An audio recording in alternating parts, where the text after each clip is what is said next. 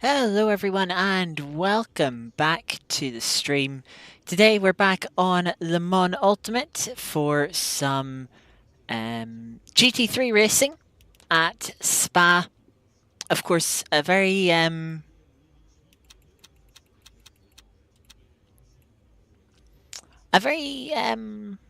what's the term I'm looking for? Established combination.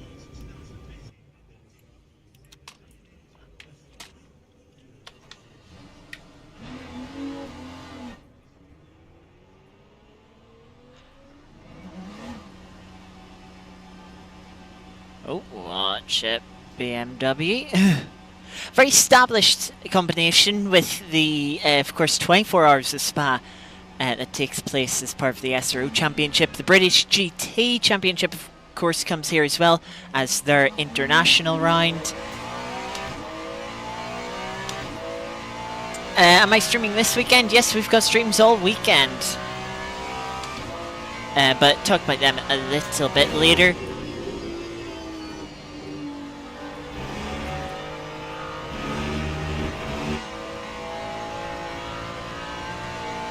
But we are here at Spa then, on the Mon Ultimate. Of course, WEC coming here for the 6 hours of Spa. No, I forgot to, because I was like, oh, actually, qualifying's just starting. Boop, there we go.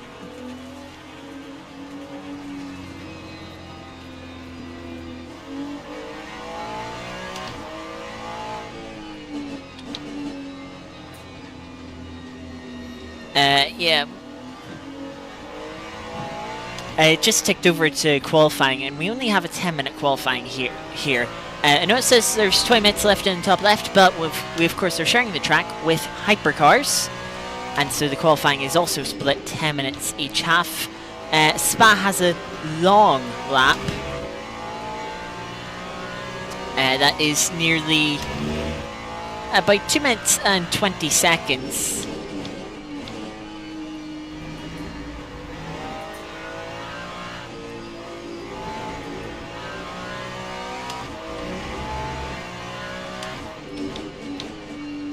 So that means we're only going to get 5 laps in, and we don't have much sort of leeway in getting those 5 laps in. So wanted to make sure I got out as soon as I could.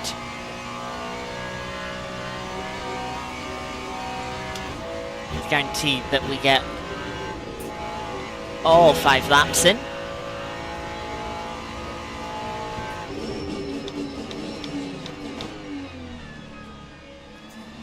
SnowRunner's rubbish. No, SnowRunner's a good game. Not one that interested me, really.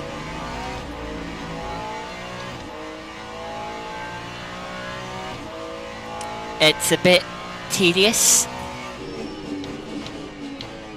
for my liking. But I can definitely see the appeal of it.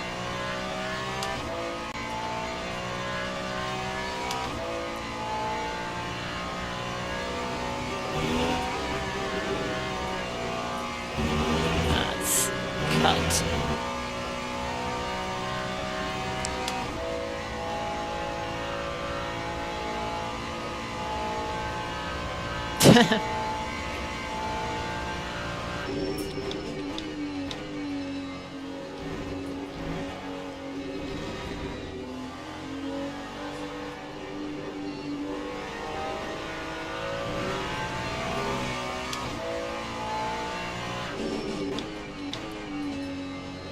I mean, to be honest, last I had heard anything or seen anything about SnowRunner was when Alex streamed it 2020.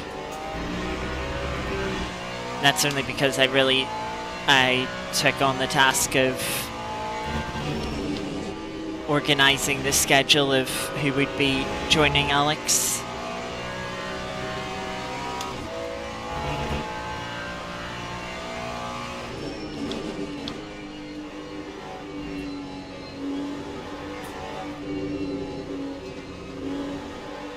But since then, I've be honest, I haven't heard or seen a thing about it.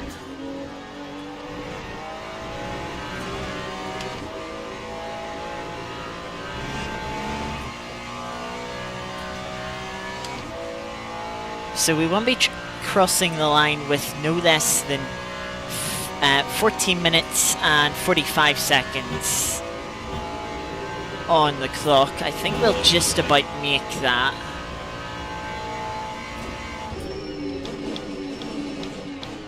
Of course, this lap not valid from the cut that we had at Radion. Traction very difficult out of the bus stop chicane. And yeah, we've got about 10 seconds to spare. So we've got 3 more laps.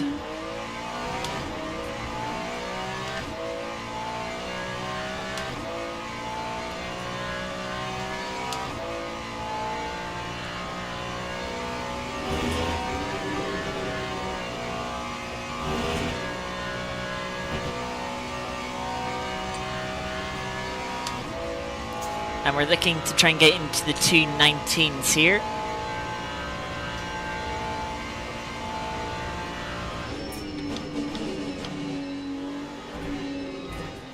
You gotta be careful, you can cut the course through the Lacombe chicane just by taking too much curb.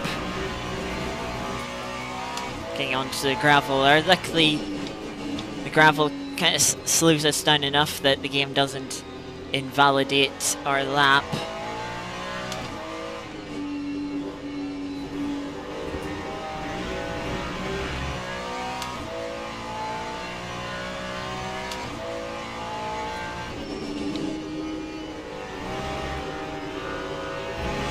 The tires are coming up to optimal temperature now.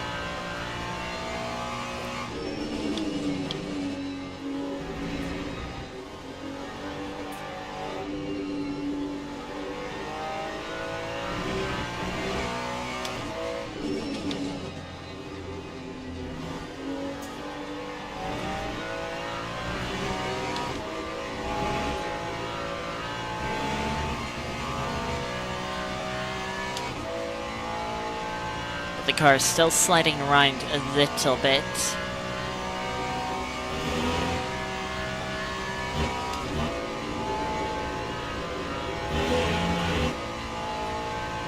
Easy flat out through Blanchemont.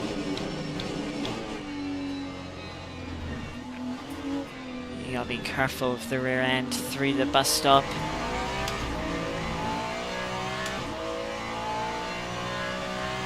Up to the line, go be just about in the 2:20s.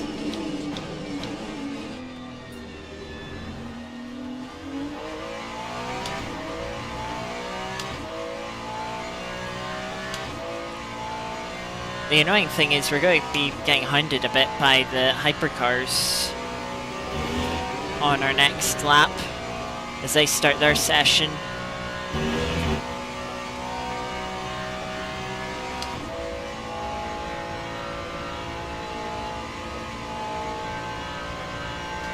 Currently sitting in P7 into the 2:18s at the front.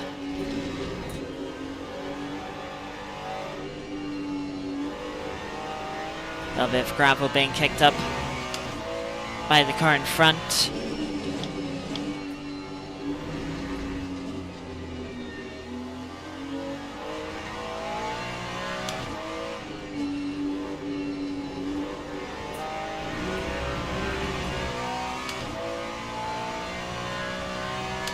We're 3/10 up at the moment.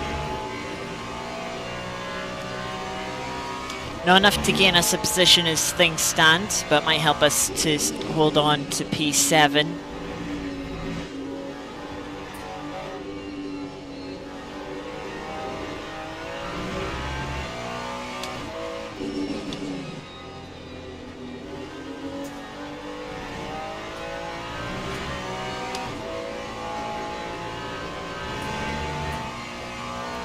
Four tenths up now.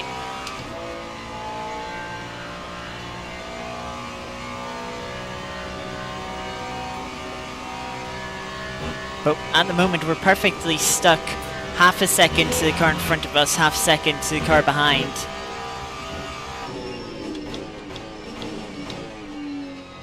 Does worry me a little bit for the race.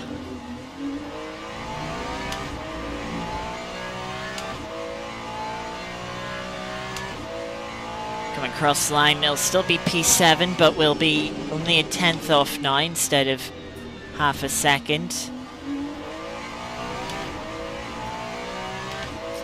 I've got one final lap here to try and find any more time that we can.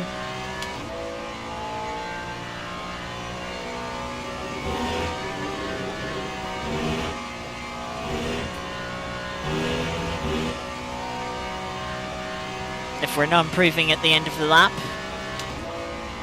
we will practice a pit entry, and you can see on the mini-map the Hypercars have been unleashed for their 10 minutes.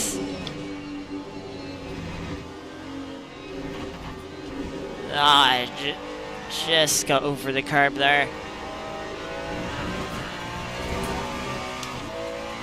And the lap won't count. As mentioned, we'll keep pushing anyway to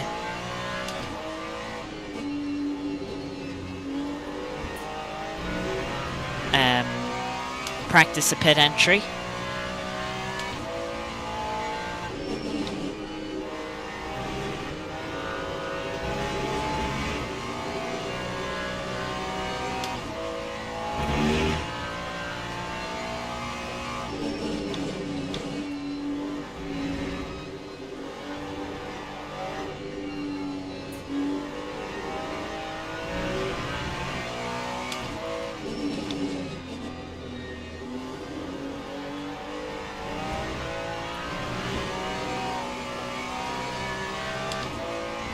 Front tire's already at 80% worn in just over 10 minutes. I think we're going to we might need to change tires in this 80-minute race, which I wouldn't have expected.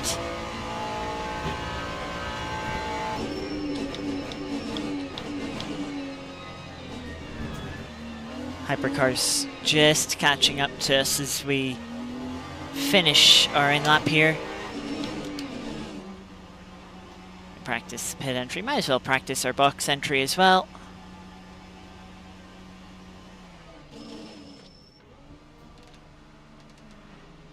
It's not as crucial in this game as I've mentioned before, but it is good.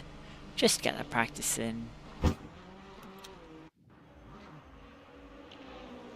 Yeah, 218.1, 6 attempts clear of the next car. I think we might know who's winning this race. We actually fell to 8th there by the end of the 10 minutes.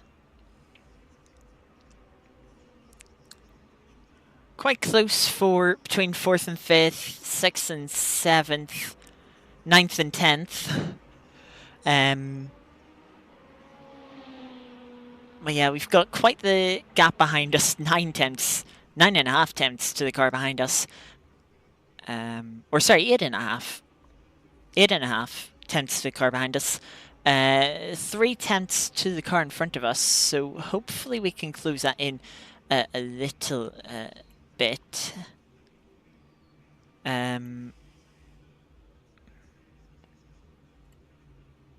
But yeah, that's car setup. Looks like we'll be doing 20 laps in a stint. Now, let me just bring this up.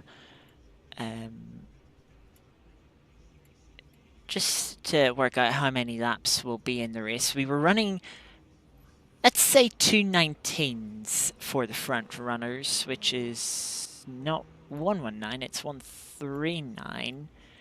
35 laps. So 20 laps, then 15. Now, if we got 20% tire wear over 5 laps, we will probably be down towards, we'll probably have 80% wear, i.e. down to 20% tire life remaining, after a full stint.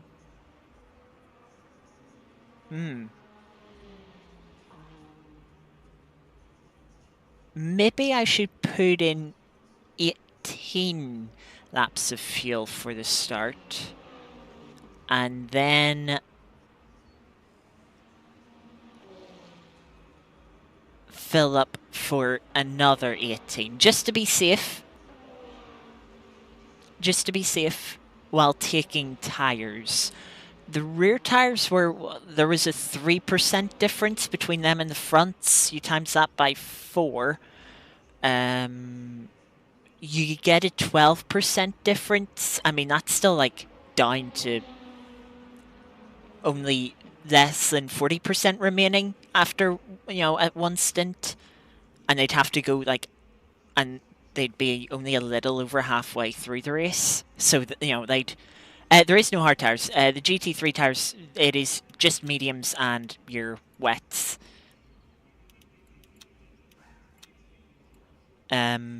Because I would definitely put hard tyre... I mean, well, you've seen the tyres there. I think we're getting up to over 90 degrees Celsius, which in the Hypercars, that would be getting into the hard tyre range, but...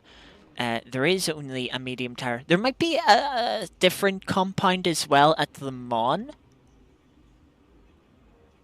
But I think that's Le Mans only. Because it's day and night. Whereas every other race on the WEC calendar is at day. Or in the case of Bahrain, it's Bahrain. And so it's still warm enough. It's still pretty warm at night.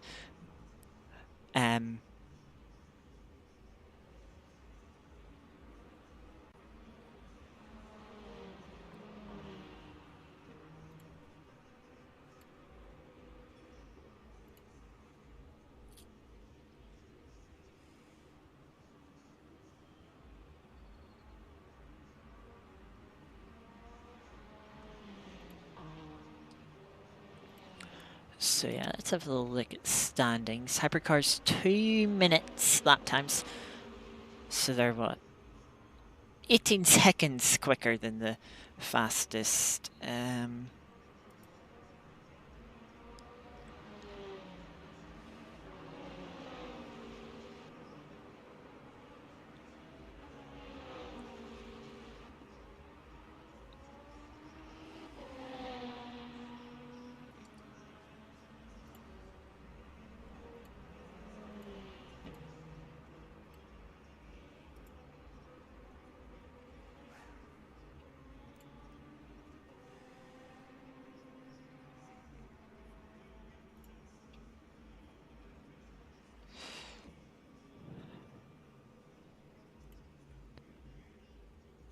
Yeah. Well, only a couple of minutes of... Let's have a little look at standings. This... That's I saw that something that's joined late enough that I don't have it loaded in, and I don't have a button bind to load the car in. Ooh, just 14 thousandths between the top two at the moment.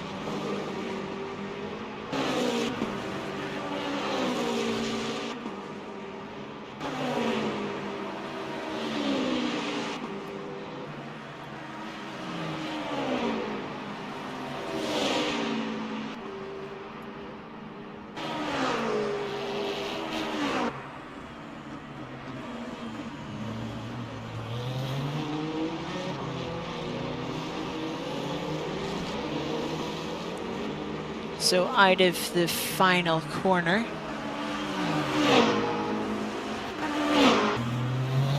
Doesn't improve. Meanwhile, the pole sitter actually improved by about 2/10. BMW coming into the final chicane, gone to the grass a little bit, ran wide, struggling with rear end grip there, but I think that everyone will be to an extent through the bus stop. Comes up to the line and unsurprisingly hasn't improved. And Peugeot has had a massive crash, catching up to a car going into the Com chicane. It's lost a tyre and it's going to have to go back to the pits. So you coming up to the bus stop? Yes, you're at the bus stop. A load of trees. Yeah, Pug is dead. R.I.P. Pug. Over the line for the Porsche. I can't tell if it improved there either way. It's 18 thousandths off of P6. Here comes a Toyota that seems to be lifting and has hit a DHL board across the track.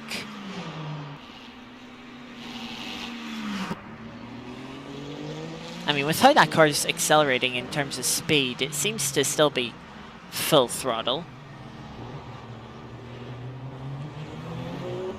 Right over the curb, that might invalidate the lap.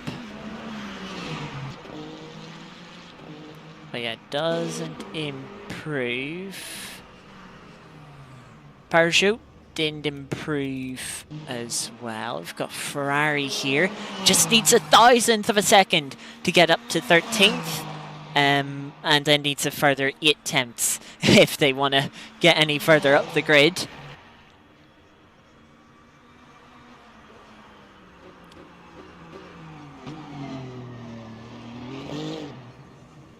A little bit of a slide trying to put the power down, really struggling for traction, and has decided to bail on the lap and throw the car into a wall. Let's follow the Hertz Porsche, or the Jura Porsche now, into the final sector. A little bit of slide from the rear end. I think they're they are the last car on track. One Hypercar, one GT3 car, not setting a lap time.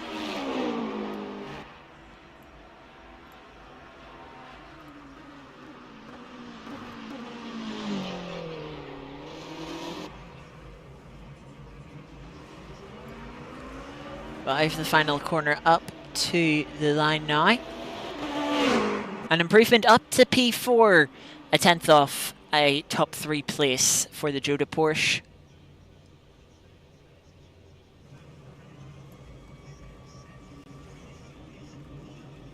And that is it for qualifying.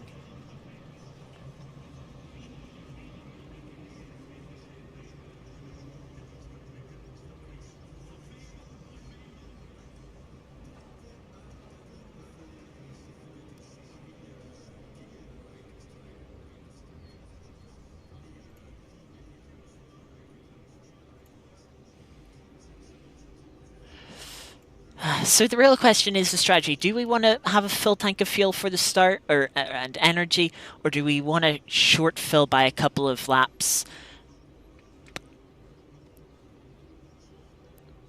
I'm going to say we just fill. Because really it's a question of, would you lose more time taking tyres a 19th and a 20th lap? Or would you lose more time by having to take a longer pit stop, you know, putting in an extra 2 laps worth of energy, which is 10%. That's quite a bit. Generally, I think that would be like 4 seconds worth of pit stop. 3 to 4 seconds of pit stop. I don't think it's worth it.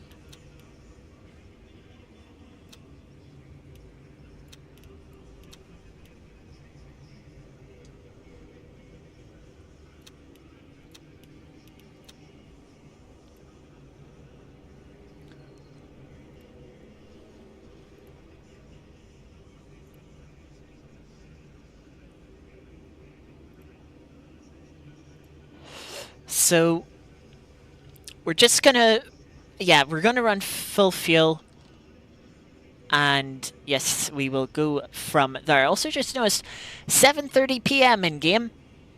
It's gonna be getting a little dark this race, which is interesting.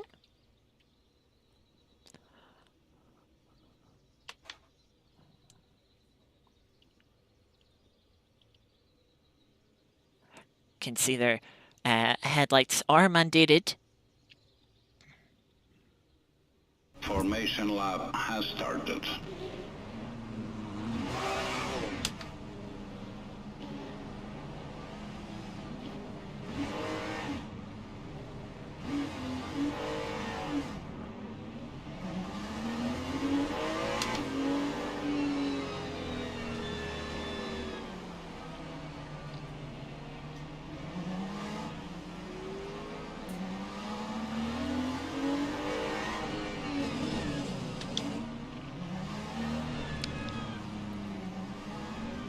start procedure's a little weird.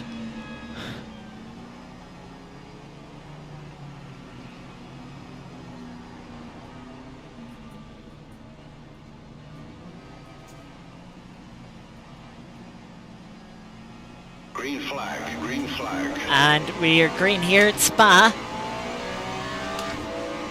Out of the bus stop chicane, down towards turn 1. BMW decided to come across us a little bit late in front of us. I thought for a little moment I was going to be getting it slowed down. There goes the Ferrari. It has nowhere to go past the GT3s in front of us.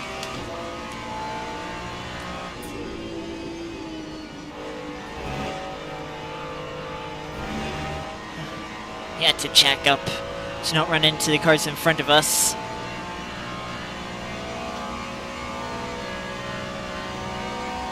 Unfortunately, that means we got a really bad run onto the Wellington Straight here. Corvette trying to go around our outside.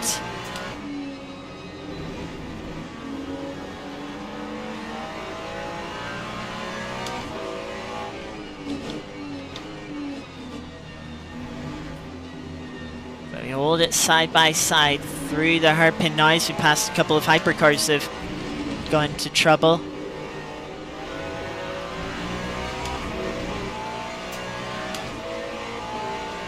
Down towards Puyon. Got to be backing out of that one, but the Corvette tried to give us the room on the outside, but ultimately we weren't far enough alongside for it to be worth trying to hold it around the outside, I'd say.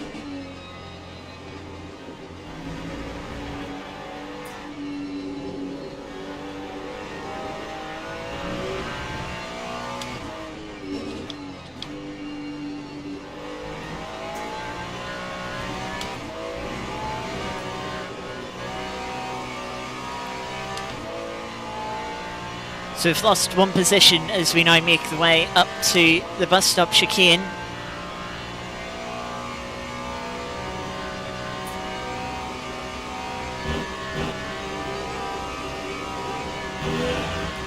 Corvette running out wide, got a little bit of a snap. Out of, on the curb of the exit of Blanchemont. And the Corvette's lost it on the throttle. Managed to hold on to the slide before hitting the wall.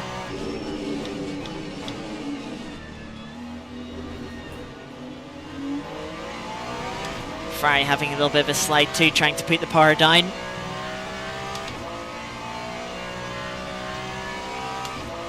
We're heading down to Rouge.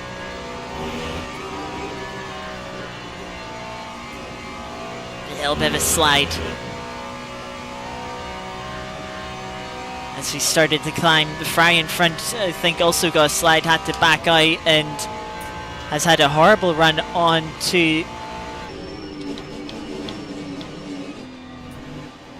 the up to the Lake Com chicane. Unfortunately, we weren't quite able to get far enough alongside.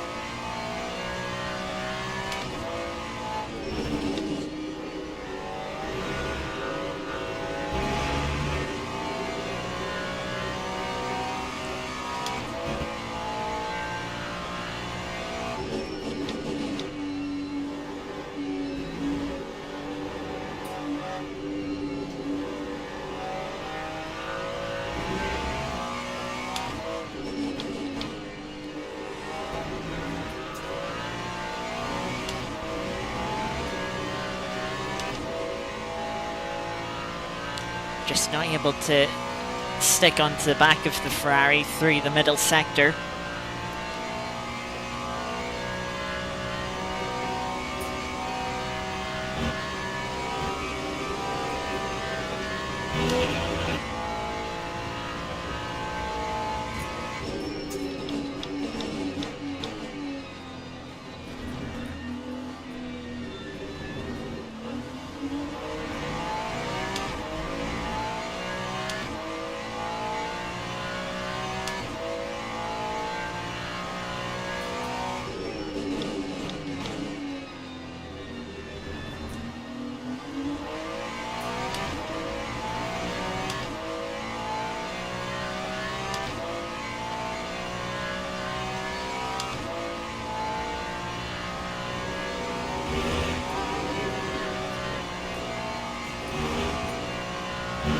it looks like this race is already starting to settle down. There's maybe a bit of some battles further up,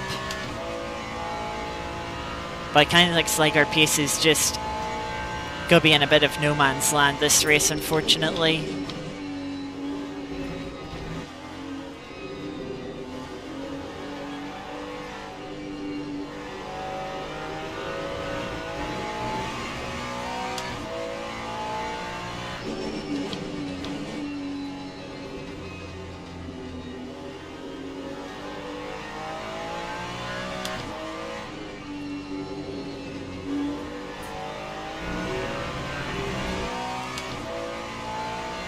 Yep, anything can happen.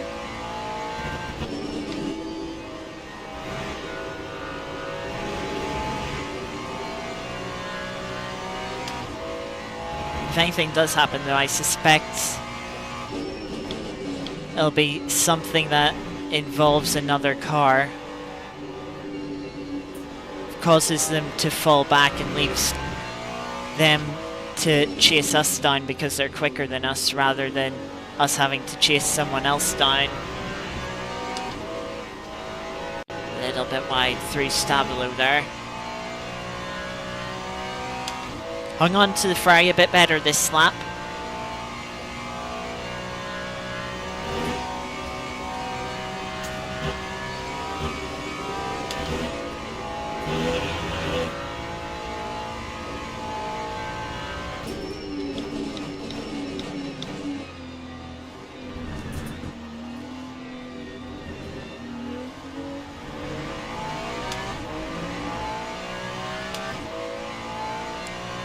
Closed in a bit on the Ferrari in front at the end of the lap there.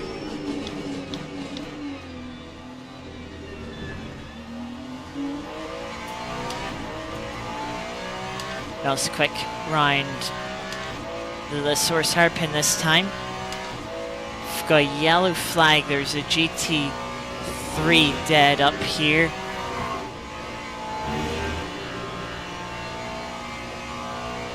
I almost had a big moment myself.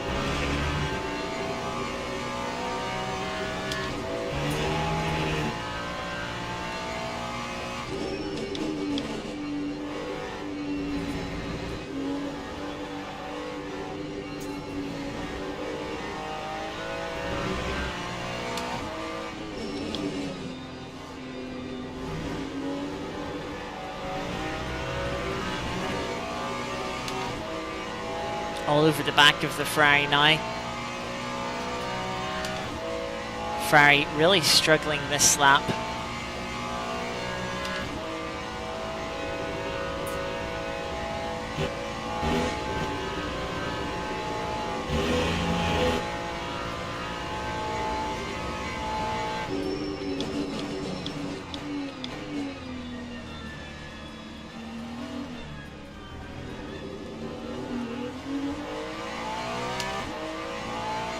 A little bit awkward there, the yellow flag came up, but I was already, I think, just in front of the Ferrari.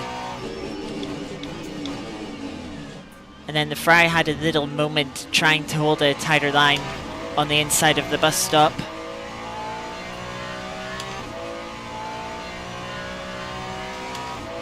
We're up to P7 now.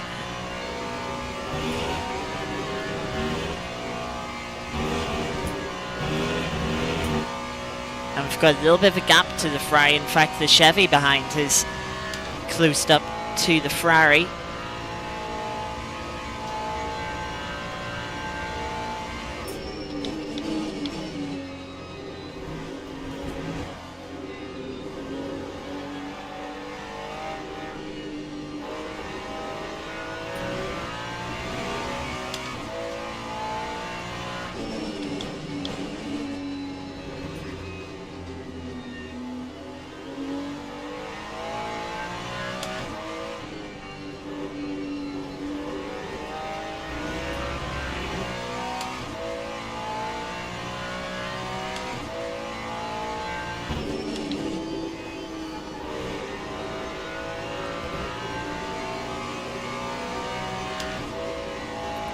can see finding more pace on this lap.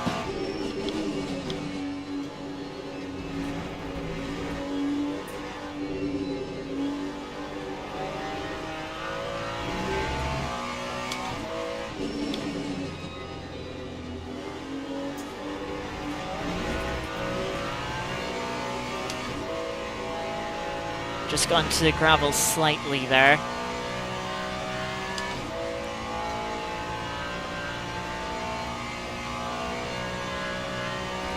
And we're not too far away from having the first instances of the hypercar field lapping us.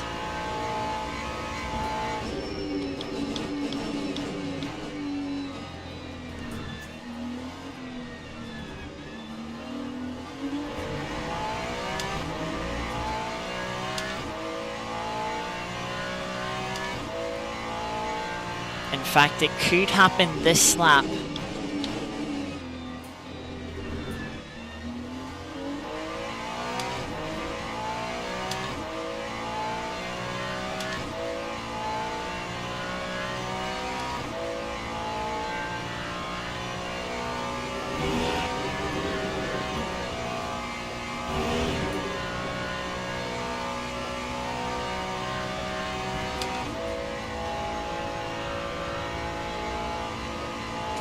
Yeah, the hypercar's only 10 seconds behind us. Or the lead hypercar, I should say, at least. And we've seen they were about 18 seconds a lap quicker than the first GT3, maybe about 20 seconds quicker than us.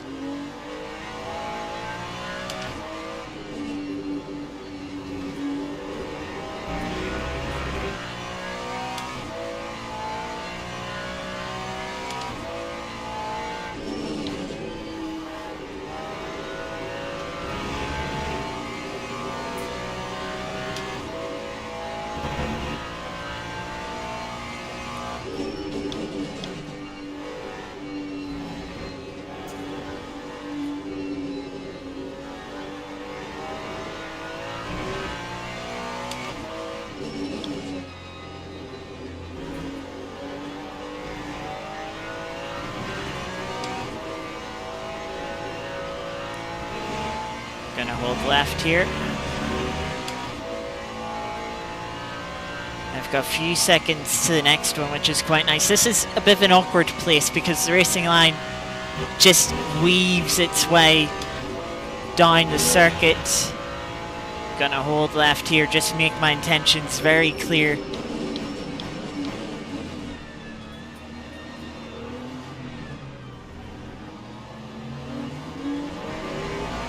That Toyota did not leave me a lot of room on that apex.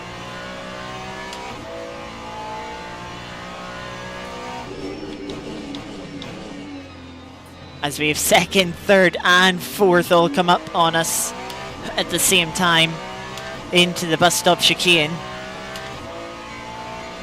Keep it clean though.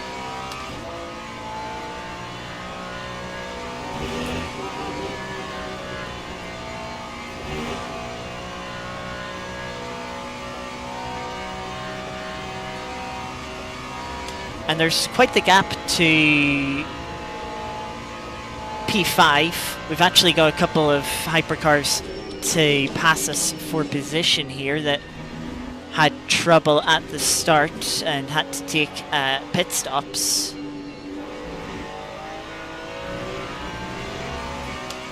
The Joda Porsche getting past us on the Camel Straight.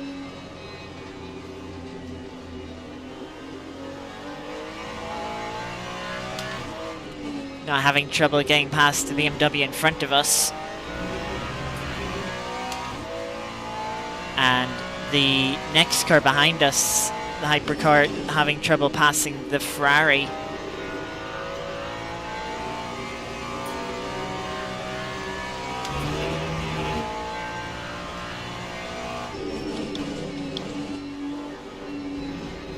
Another Porsche.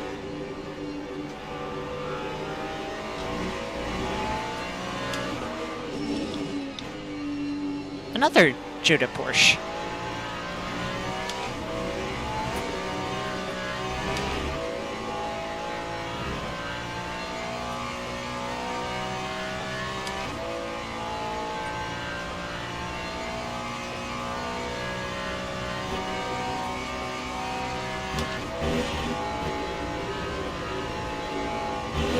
Just going to hold the outside here because BMW was a bit closer to us.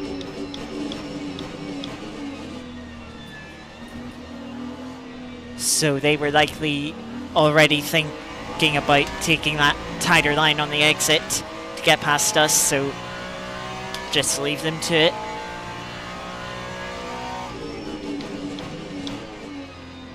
Making sure we're staying predictable.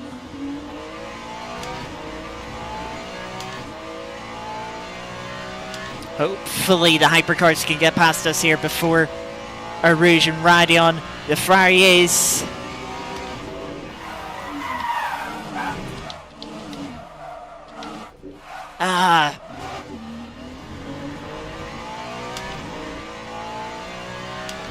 But it just slightly compromised my line. I had to lift off the throttle and the car just disappeared.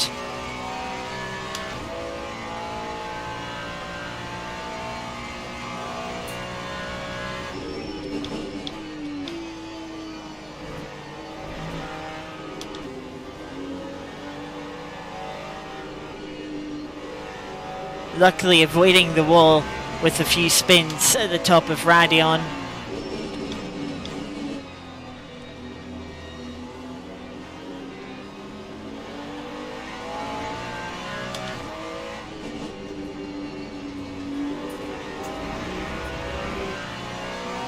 That is going to have damaged the tyres.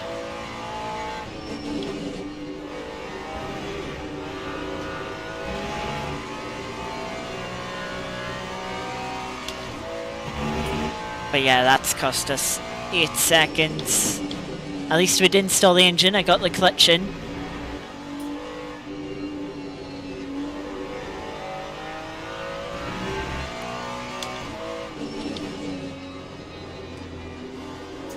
But unfortunately we have lost places to the Ferrari and the Chevrolet. Little tyre damage is fine considering how bad it could have been, yeah.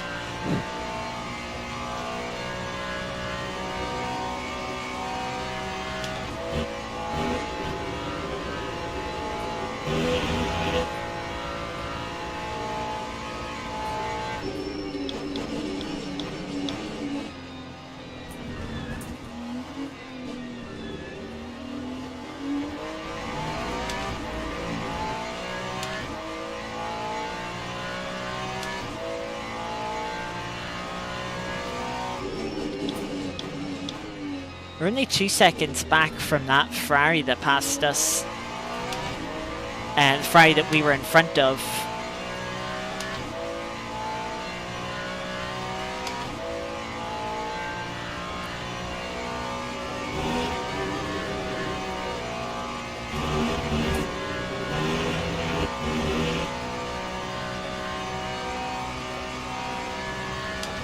I just didn't have the confidence to turn in a bit more to not cut Radeon. As we're 20 minutes into the race now.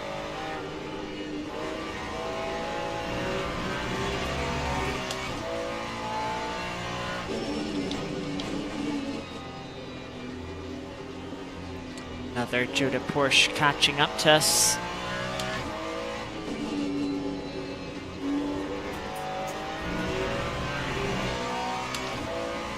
Thankfully we'll get past us very nicely between No Name and Puon.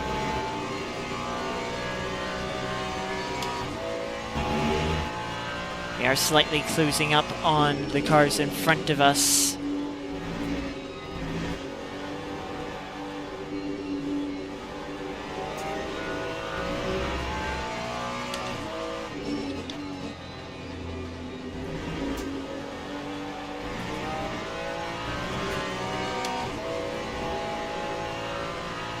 And then the next car is going to lap us around the bus stop. Could get a little dicey going through the bus stop. Could give the Ferrari the inside again.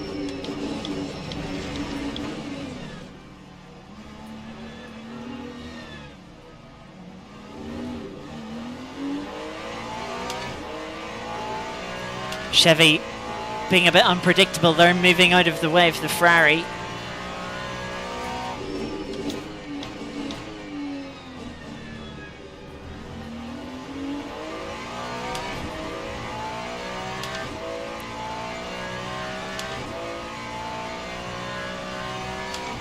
And the Ferrari just slightly coming across in the braking zone, which got a bit sketchy.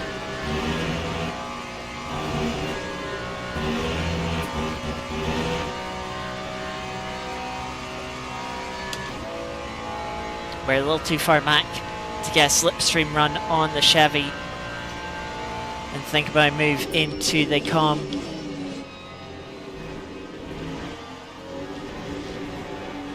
Big snap of oversteer for the Chevy off the curb.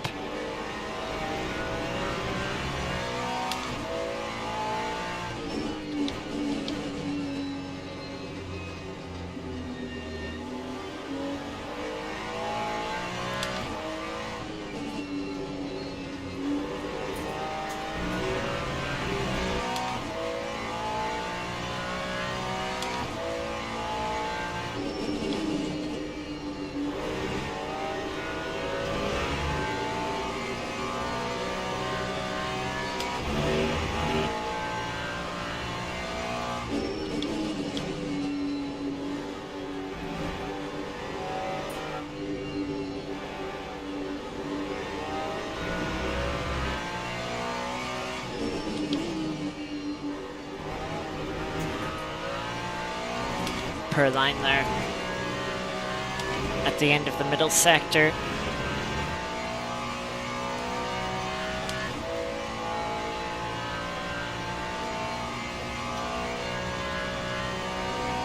Tires are a bit overheated.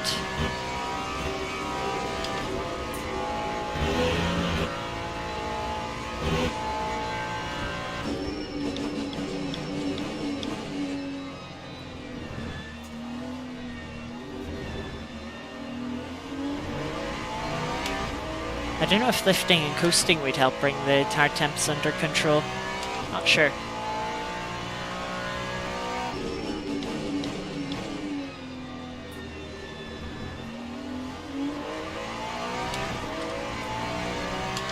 Either way, I'm not going to try it.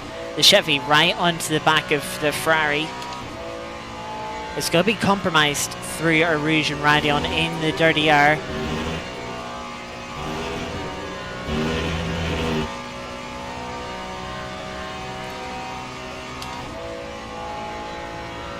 Yeah, it looks like they just weren't able to carry quite as much momentum through our Rouge and Radeon as the Ferrari, and thus, even with the slipstream, isn't able to get alongside.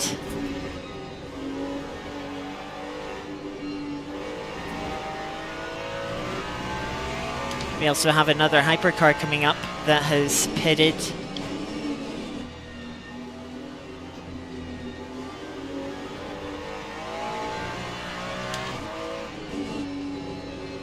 Annoyingly, you don't get blue flags for hypercars if they're passing you for position.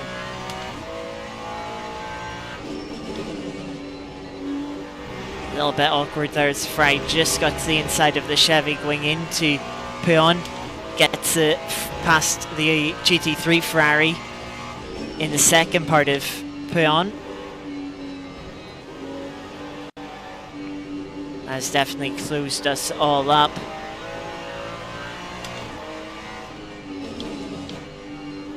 And next lap, we're going to be getting passed by the leading train of hypercars.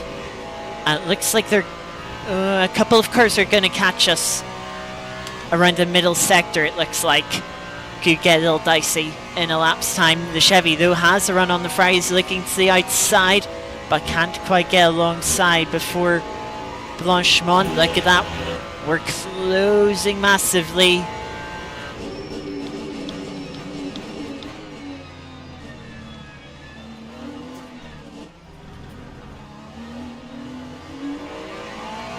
Chevy running out wide on the second part of the bus stop. Gives us the place.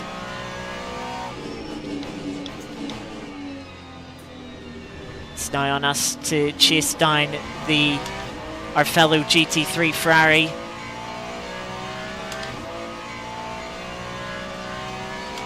Purple lap from the leader last time by.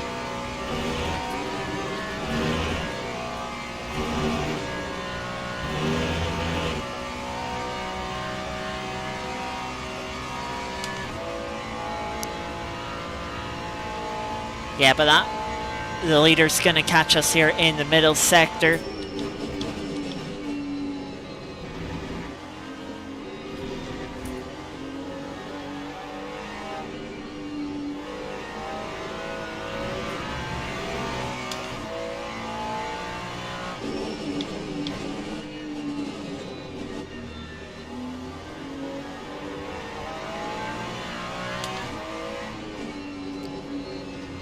There they are.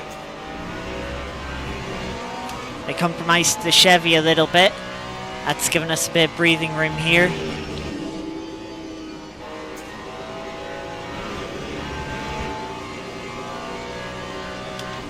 Looks like the Ferrari was slightly compromised on their entry to Puon.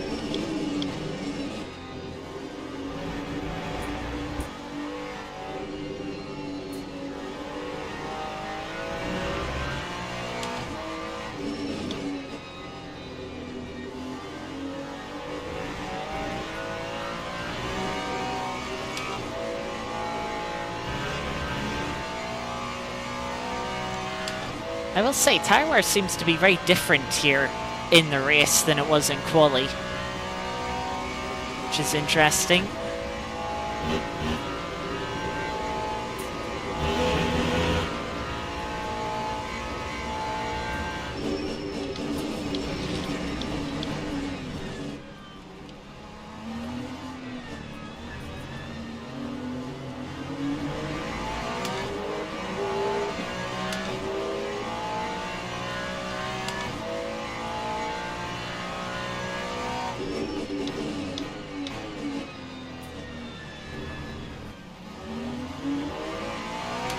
Oh, that's not good timing to have a hypercar come out in front of us.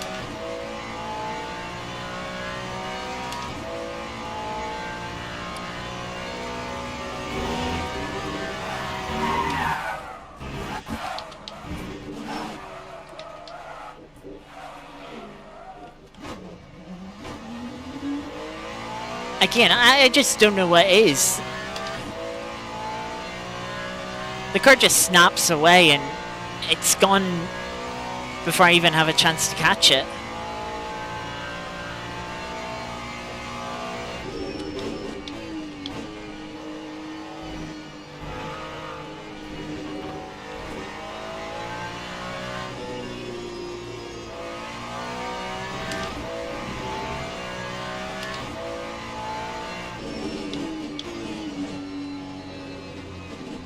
I was very lucky not to be collected there, because I was spinning across the track itself and not the runoff.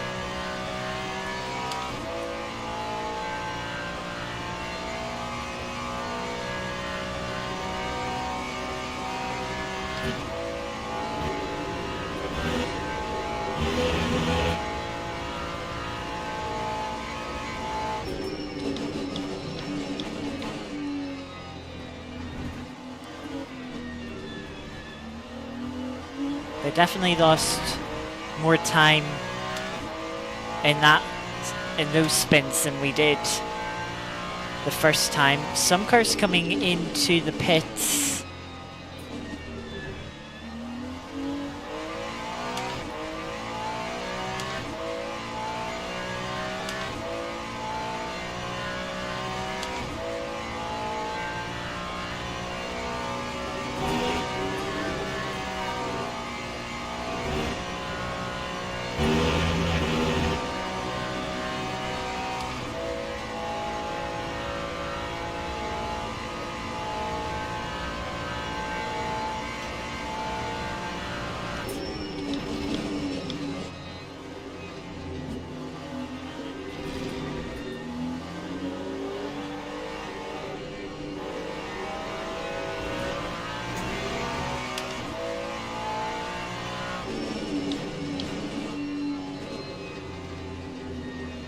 So we're 8 seconds behind that battle that we were in.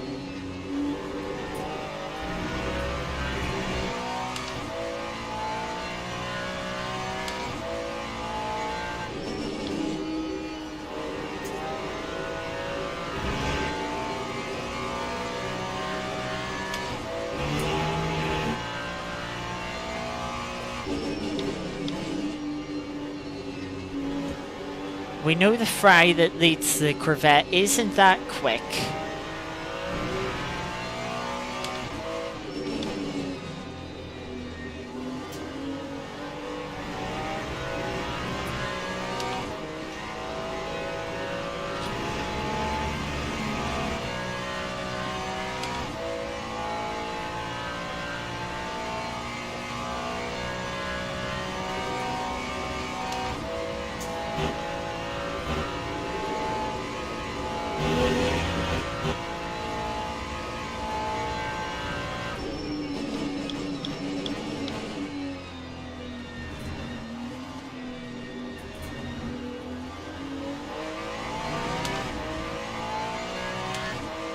Another car into the pits.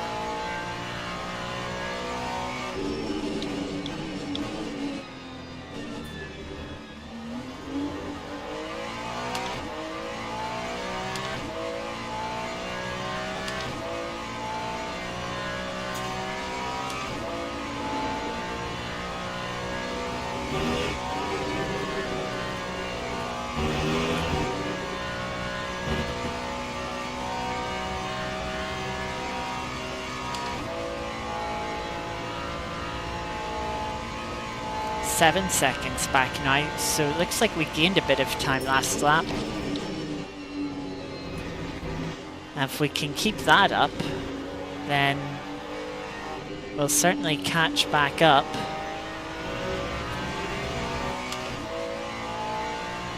But that could have just been an anomaly lap as Hypercars played a part.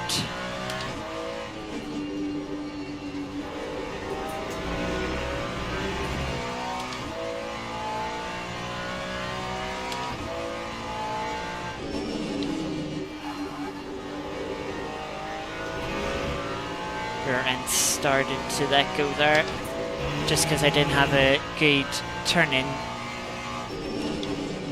I wasn't smooth enough on the turn in for Puon there.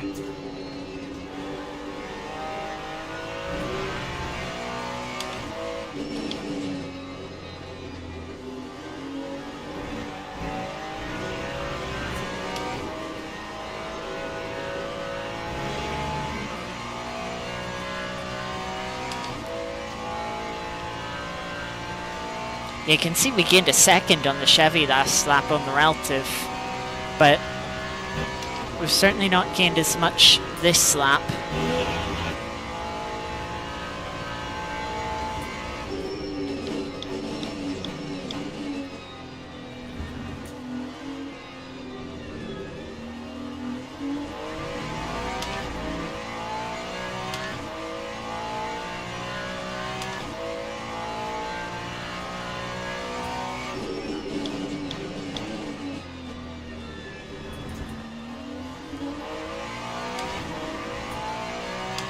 Annoyingly, all three of us invalidated our last laps. But the gap's now down to nearly 5.5, so it looks like we have gained a bit again in the bus stop section. That seems to be where we're strongest, is the bus stop. And where we're making the time up.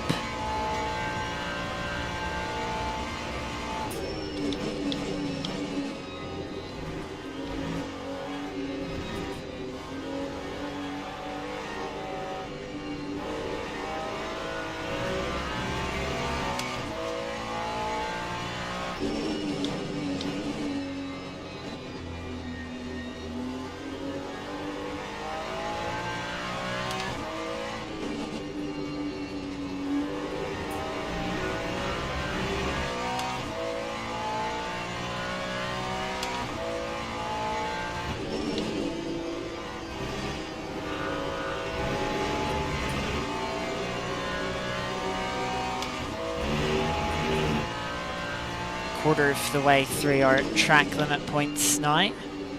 But we're nearly halfway through the race. We're sliding around more through the Piff Paff chicane.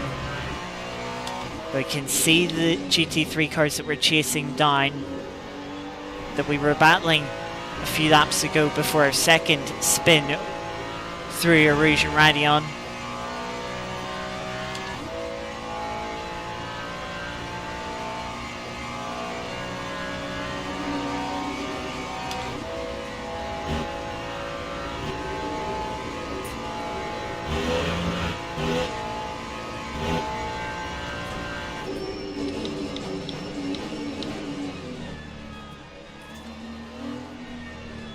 Car definitely not getting slowed down as well into the bus stop. 4 laps of energy.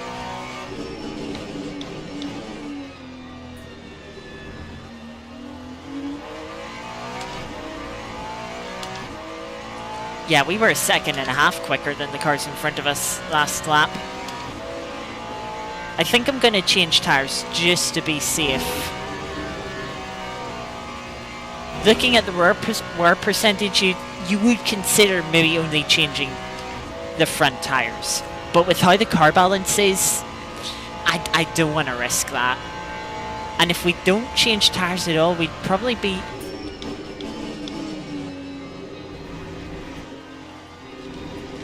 a mistake for the Chevy.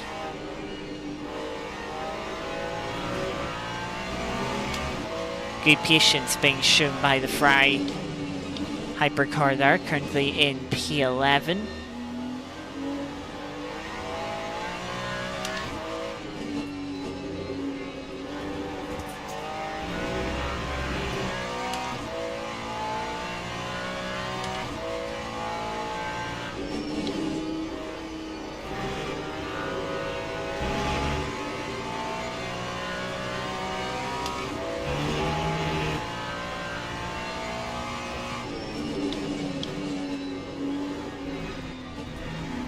Spin for the Chevy. Looks like they've kind of lost their rear tires.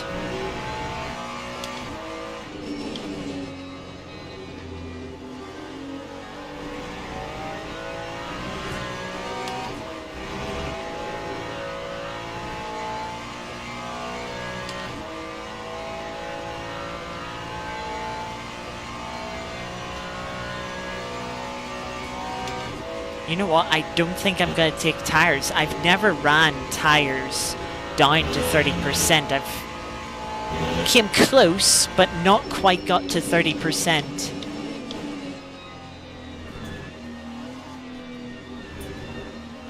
So I'm going to risk it.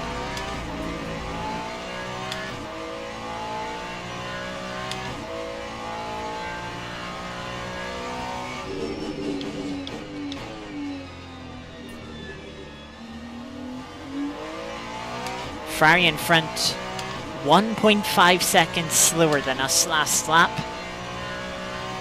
At that rate, we'll catch in 2 laps. The Chevy has DNF'd.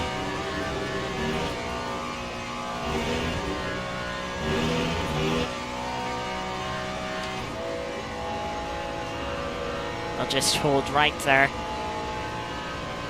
You've always just got to be extra careful in those situations where you're about to cross from one side of the track to another when you've got a prototype passing you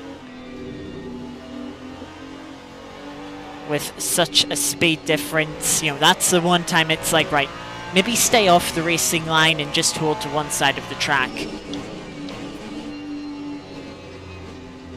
Because otherwise, you know, the hypercar could catch you right as you're in the middle of the track, and, you know, you're really risking having an airplane crash.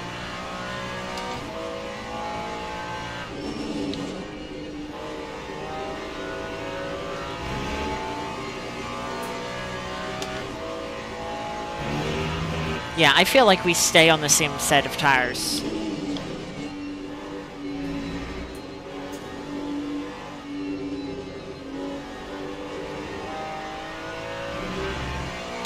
If the Ferrari did take tires, they would come out of the pits 10 seconds behind us, assuming we took the same amount of fuel/energy.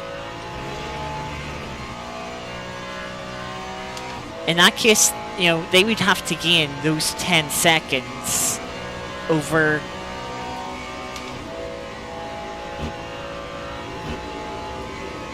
about 30 minutes.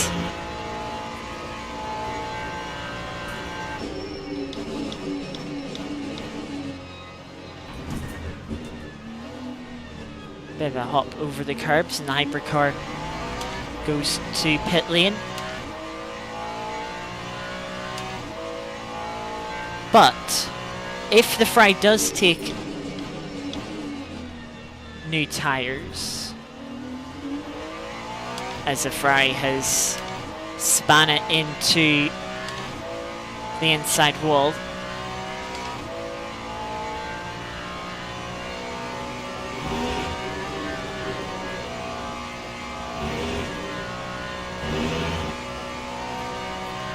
if the Ferrari does take new tires, they will be cold, and the Ferrari will not be any quicker for 2 laps. You know, that's 2 laps it loses on trying to make up those 10 seconds. Yeah, using a bit too much curb there.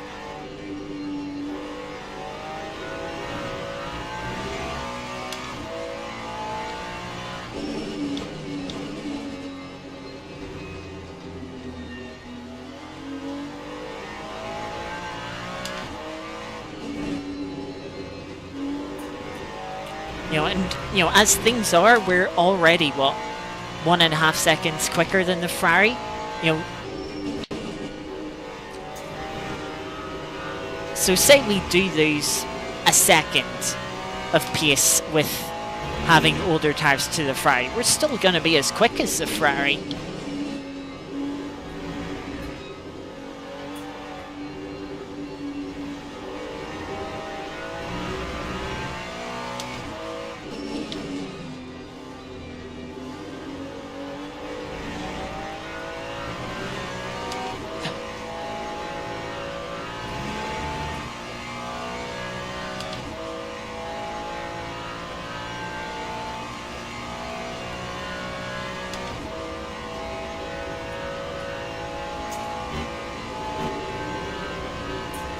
We'll go 17 laps, just to be safe. A little bit of lift and coast there, as the Ferrari ducks for pit lane. 5% a lap, so we can afford to take 85%. That will do us 17 laps. We do need to lift and coast here a little bit. We had 4.8% when we crossed the line. If we use too much energy, we get an immediate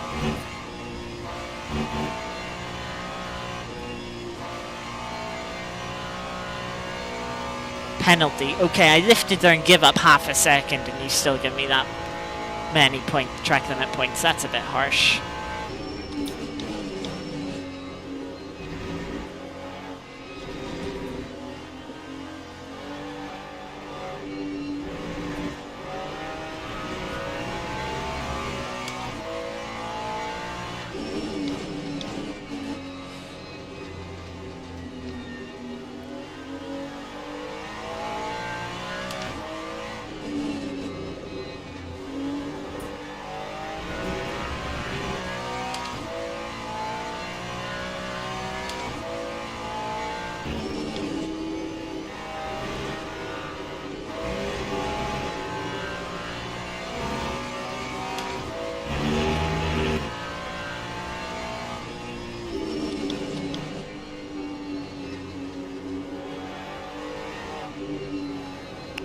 slide. They're just putting the power down between the two corners in Piff Paff.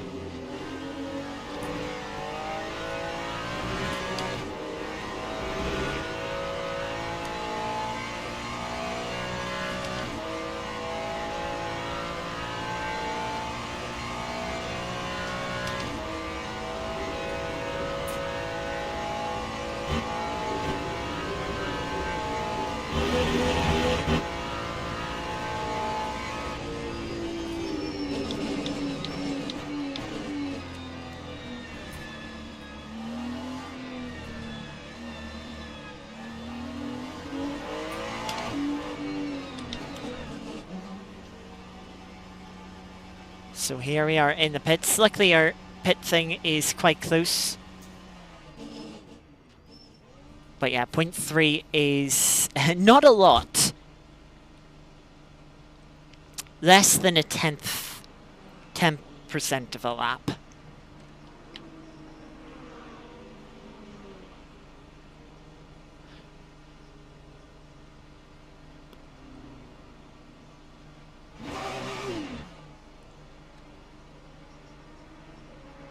Going to 85%.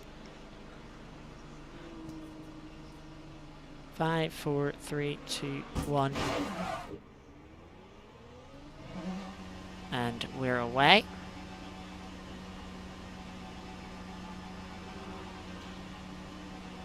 The Ferrari has just passed us. So the Ferrari hasn't taken tires either.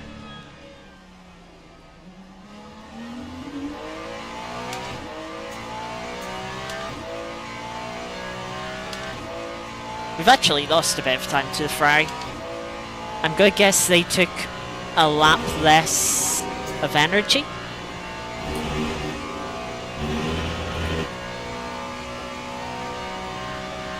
But they definitely didn't take tires.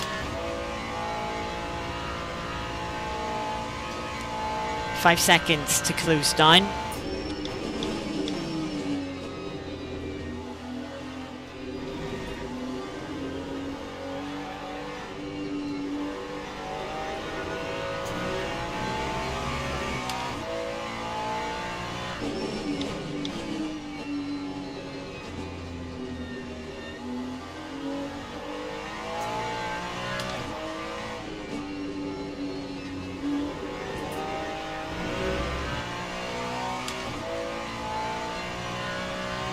.30 minutes left in the race for us to chase down the Ferrari for P5, it looks like.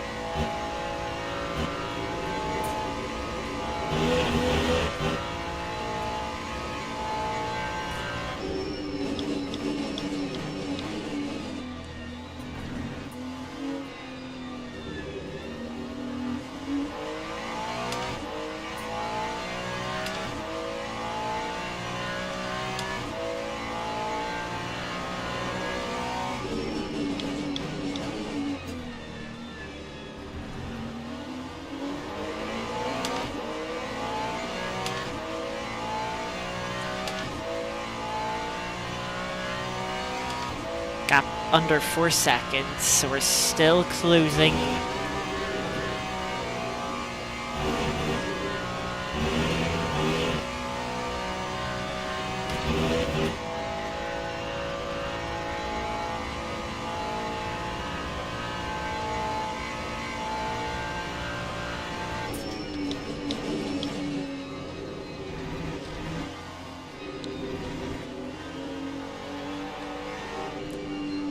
If we're lucky, those Hypercars will slow down the GT3 Ferrari Like that.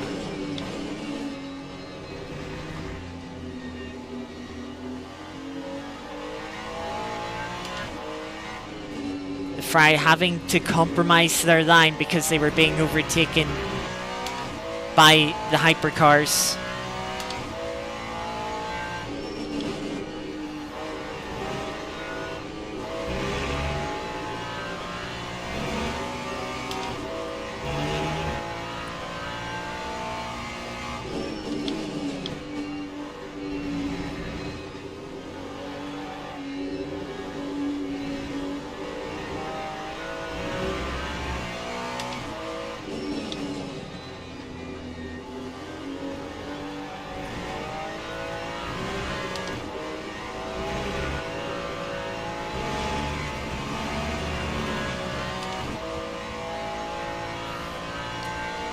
That could get sketchy for the Ferrari. The GT3 is, the Hypercar Ferrari is trying to get past the Toyota.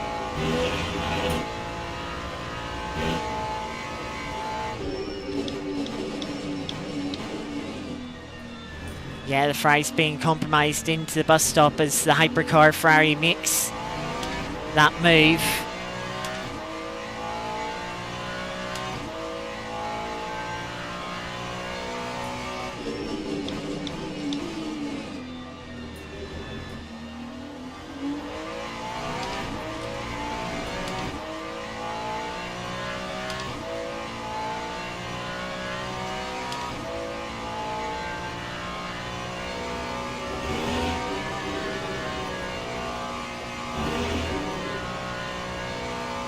And yeah, we gained 2 seconds that lap on the Ferrari. We're not 2 seconds quicker than the Ferrari. The Ferrari was just compromised that lap by the Hypercars, which is unfortunate for them. That's just the way racing goes sometimes. Snap from the rear as we ride the curb, but they come.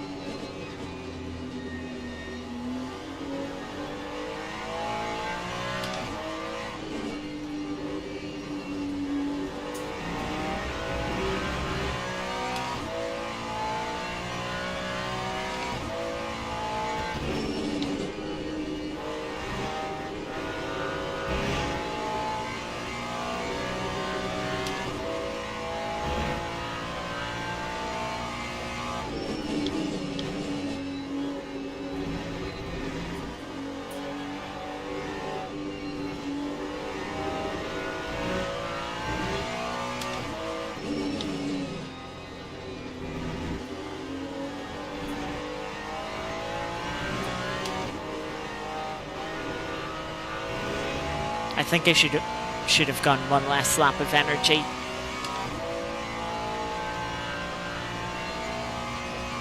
That would have saved us like 3 seconds. And we'd be a bit closer to, yeah, probably on the bumper of the Ferrari right now. We've not really closed in much this lap.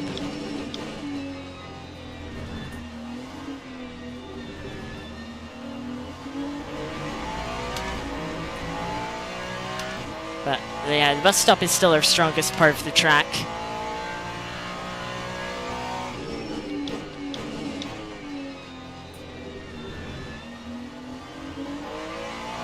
The Ferrari annoyingly invalidating their previous lap, so we didn't see what time it is, but normally you expect a car to get slower when you add fuel and don't put on new tyres.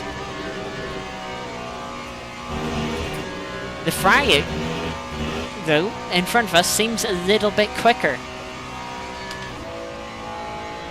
than it was at the end of last stint. We've closed up even more at the start of this lap. You know, whereas you can see from us, you know, we're not getting into the 21s anymore because, you know, we don't have the tire grip. And, you know, the car is heavier.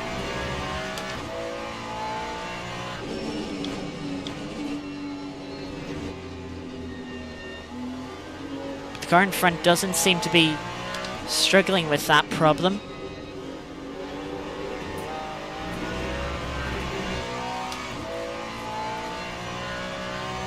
More hypercars about to catch us.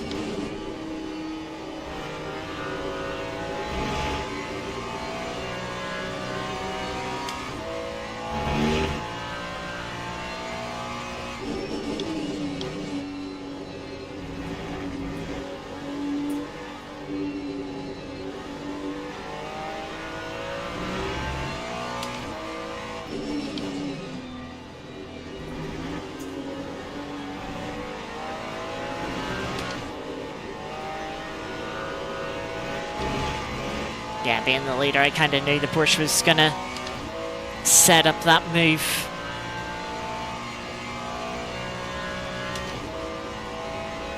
Why are you going that way? Stupid Peugeot.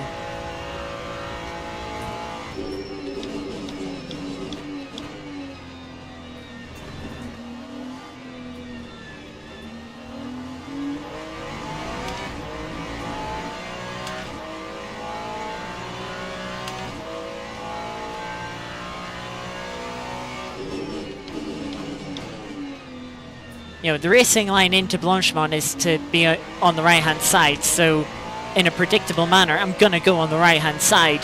So why you would, you know, the Peugeot, I think, passed me off the track there, and so had to give up the position as an illegal overtake.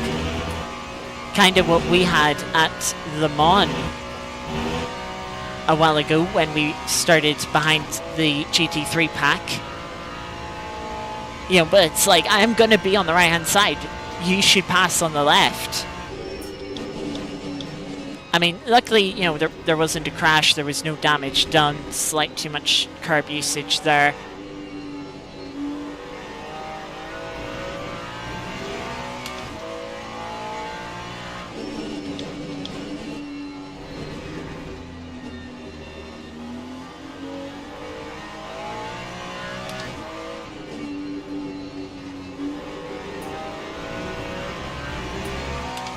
Ferrari, second time within a lap that they've dipped a wheel into the gravel.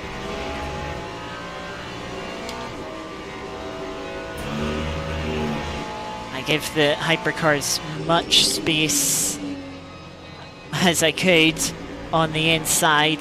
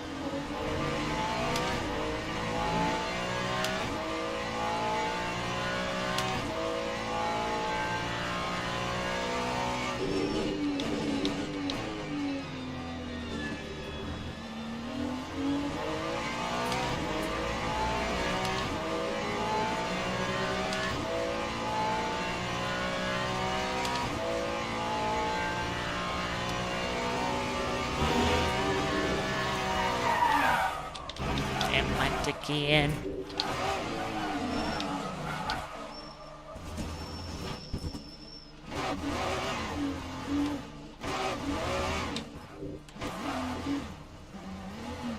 I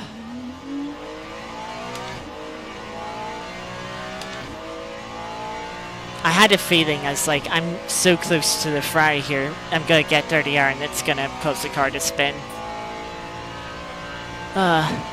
I nearly got it going after the first 360, but just didn't grip up enough. And yeah, spun back towards the wall.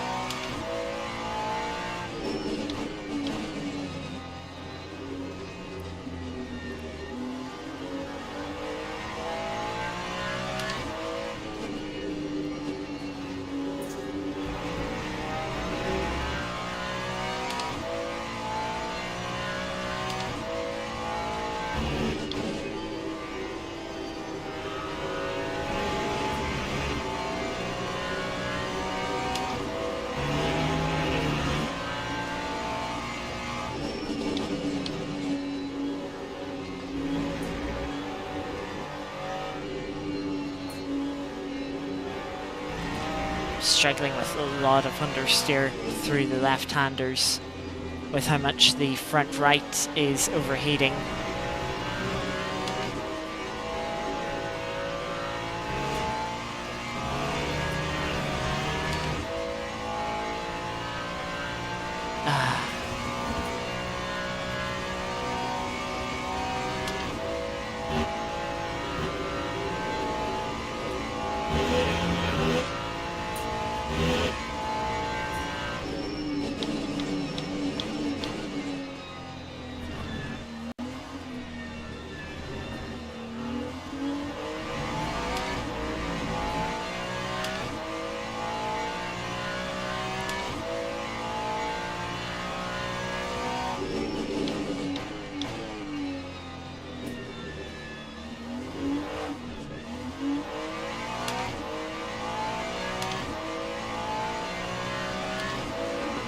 Got onto the part just a little bit too soon or aggressively out of the source there, and it just wanted to spin the rear wheels. I think there's a little bump in the middle of our Rouge there as well that's helping to tip the car round and just slightly unsettling it a bit more.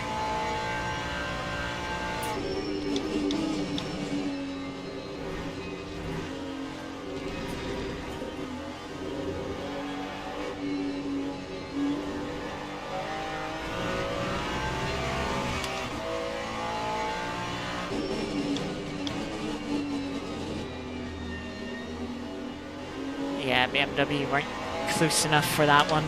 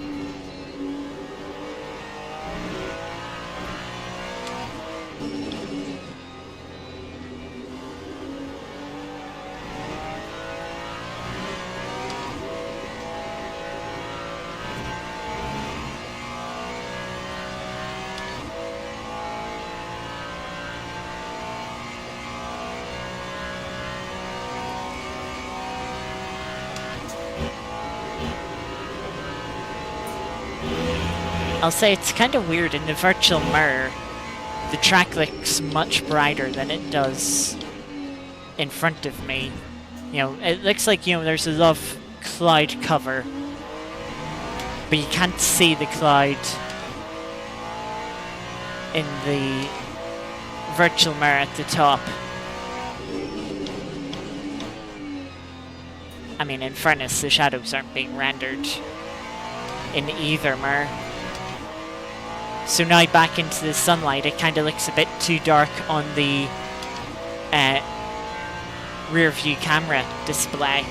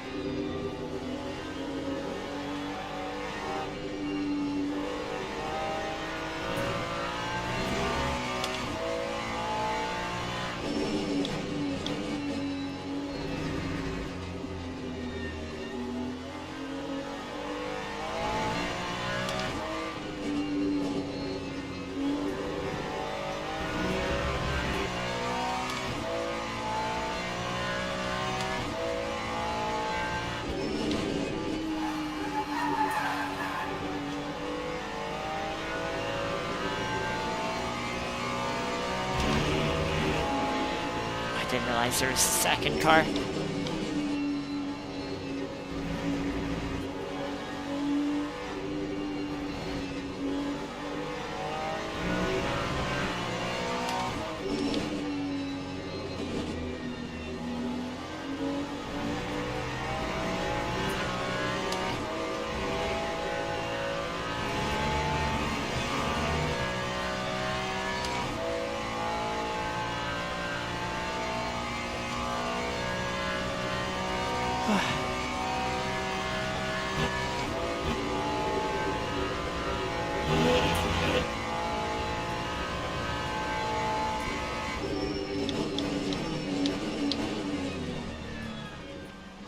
Little too late on the brakes there.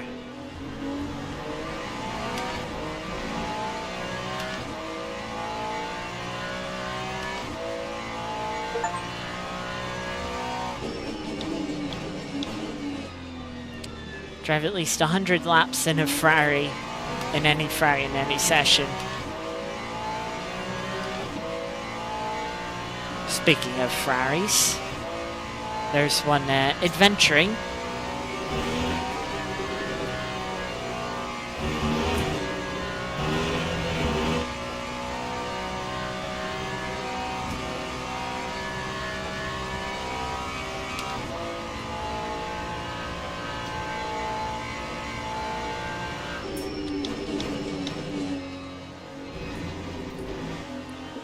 Too much carb there again with track limits, but didn't want to give us a warning for it this time.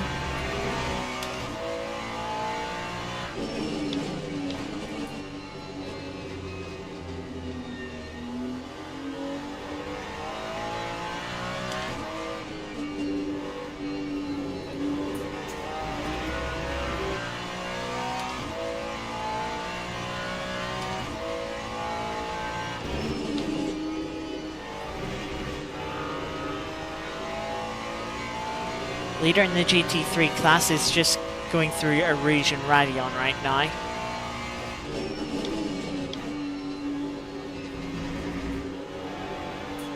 Which means that when we get to the start-finish line here, we probably have 5 more laps.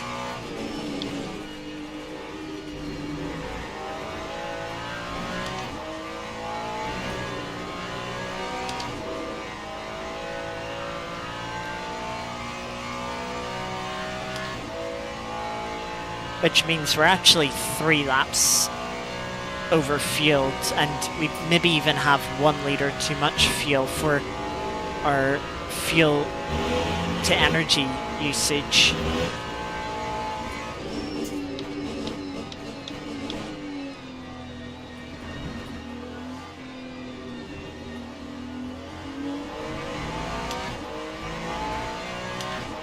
You know, we have 9 laps of fuel. Well, we only have a little more than 8 laps of energy.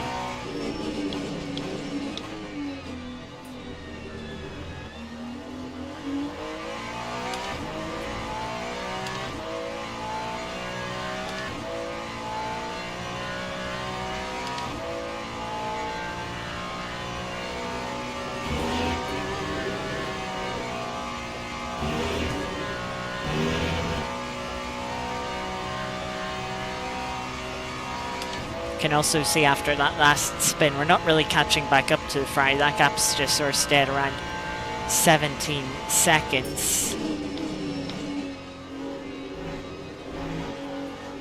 But I noticed the Ferrari's invalidated another lap.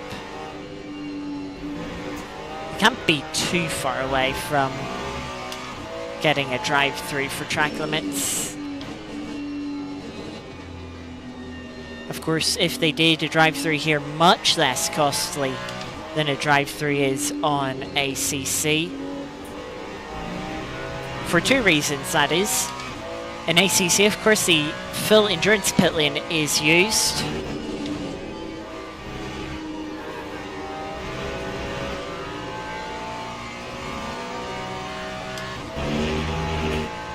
And this, whereas here in LMU, only the Grand Prix pits are used. The classic endurance pits aren't used, thus making pit lane much shorter.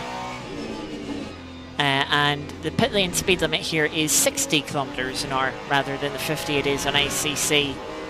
So instead of losing something like, I think it's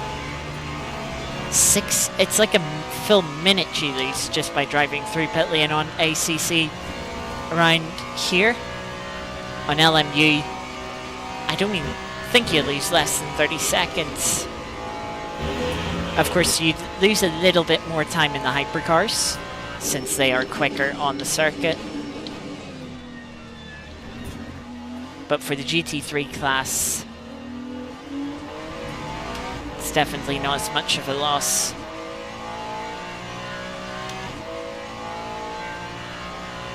Seven minutes left in the race. 4 laps remaining.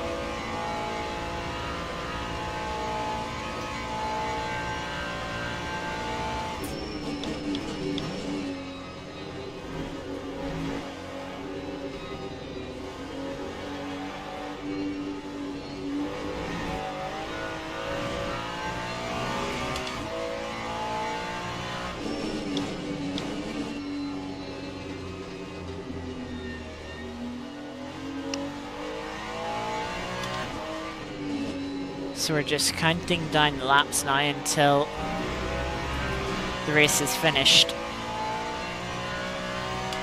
The Ferrari in front of us was actually 3/10 quicker than us last lap, and is running nearly a second quicker than they were before they pitted.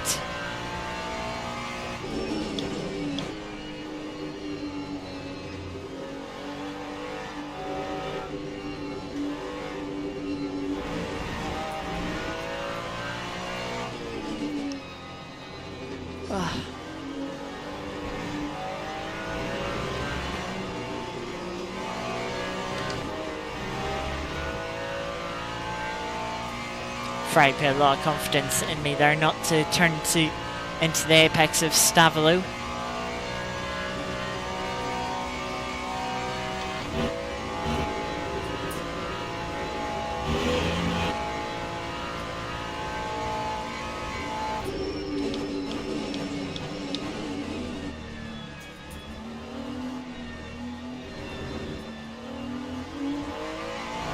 Of course, it doesn't matter where the GT3 leader is for how many laps are left. It's all about the hypercar, but I think it'll actually be in a very similar space to the GT3 when time runs out.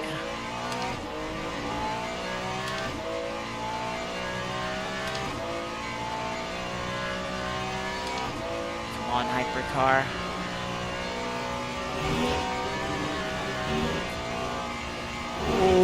Hypercar having a big moment up through Rouge and Radion, somehow didn't have a spin.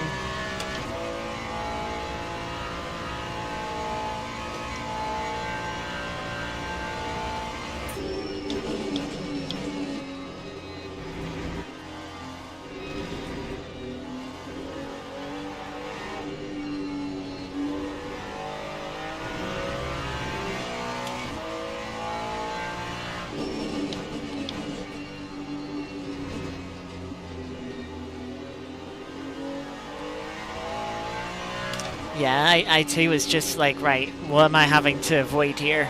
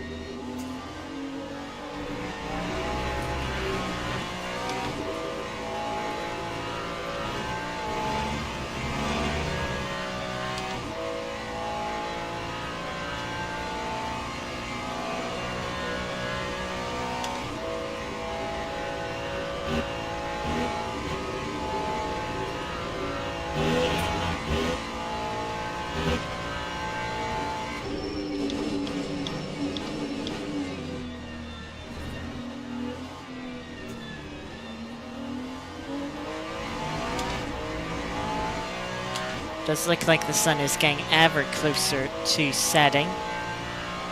2 laps to go.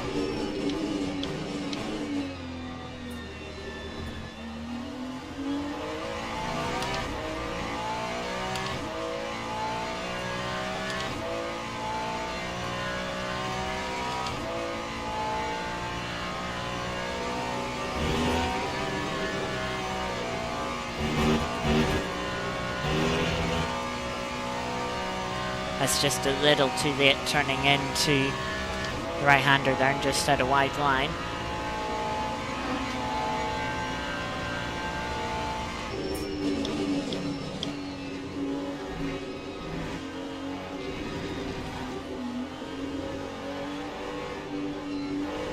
Yeah, if you ride that curb in a very quite specific manner, it does just unsettle the car.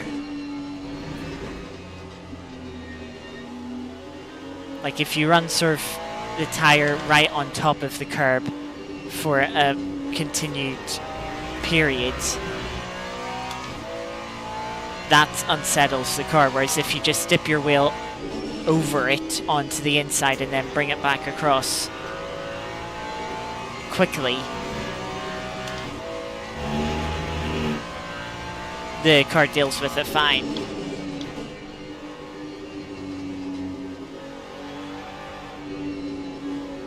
I said the GT3 and Hypercar leaders were going to be close when time ran out. Leading Hypercar just passing the GT3 leader with 40 seconds left in the race.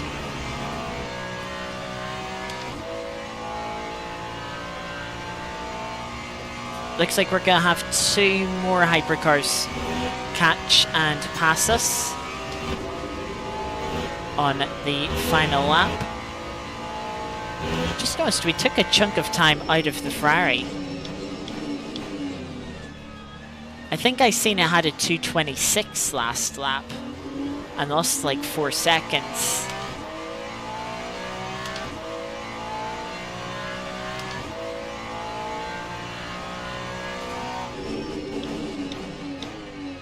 .225 last lap. So it would have lost about 2 seconds, 3 seconds last lap. It could be fuel saving. Maybe it did go a lap short on fuel in the pit stop. But I mean, we went an entire 3 laps long.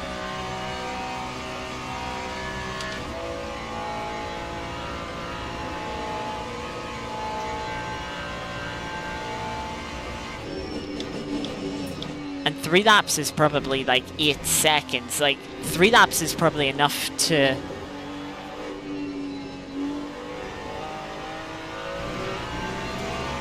for us to have jumped the Ferrari out of pit lane, because we were only about 5 seconds back.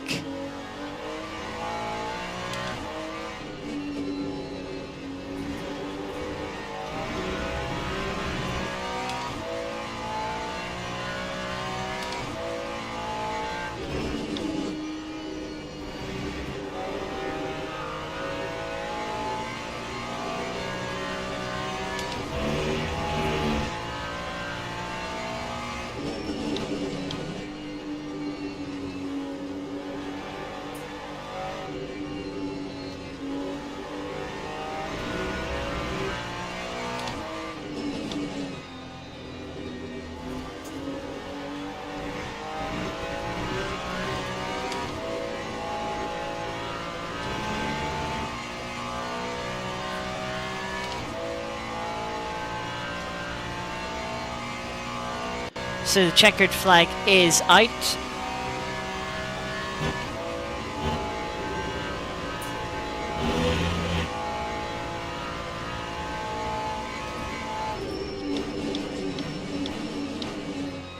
Head into the bus stop for the final time. 34 laps.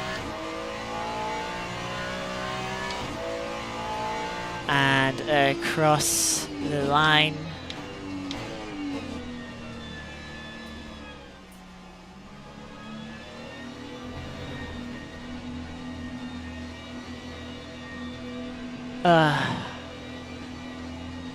It's annoying how quickly, just how snappy the car was through a rouge there.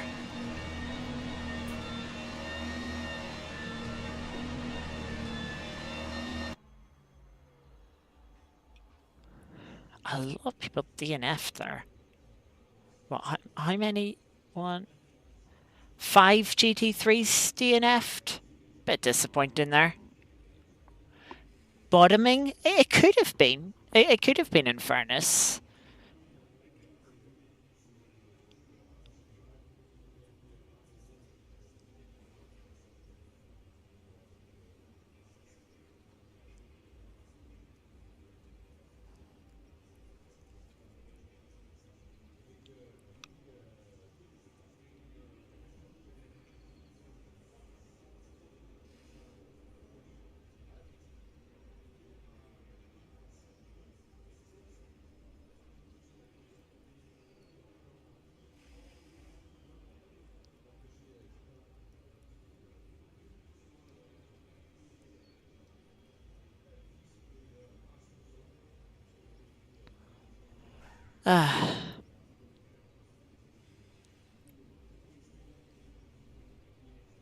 I mean, that race was looking interesting at points.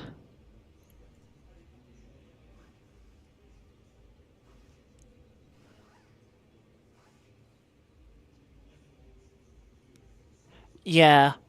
I mean, you would hope that CDA setup would have that covered.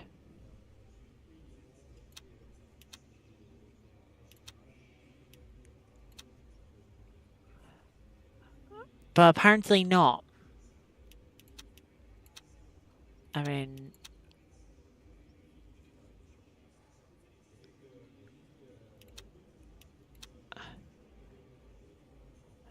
minimum camber, interestingly.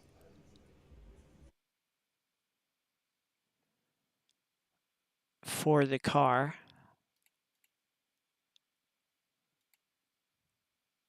Oh, and the game is crashing. No, it's kicked us out of the server.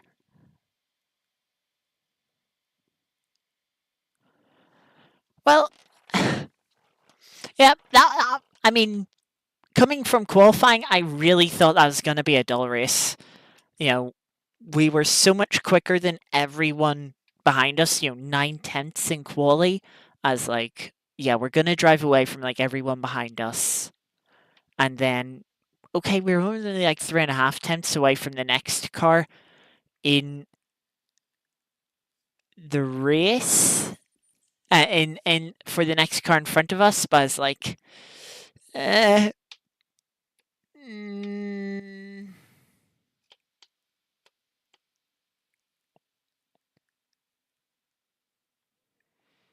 yeah. I mean, we did have a fight. How much of a fight would we have had if we didn't have the issues, the snaps and the spins through Erosion Radion? We probably would have been in front of the Corvette, the Ferrari, and we probably would have been alone, in fairness. You know, we just had one too many spins.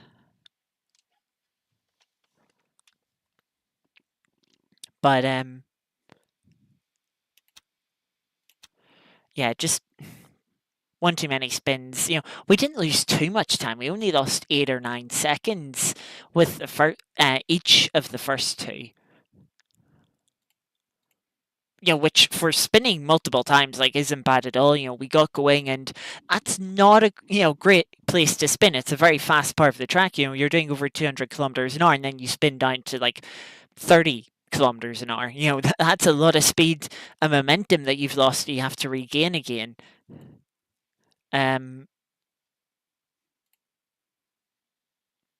So yeah, but then that second one where it's like, okay, we were into the wall for a moment and we were facing the wrong way.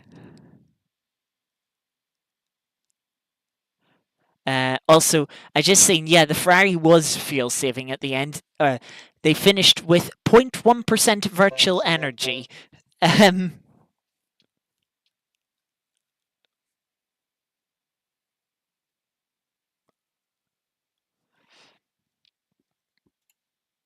Yeah, that is cutting it close.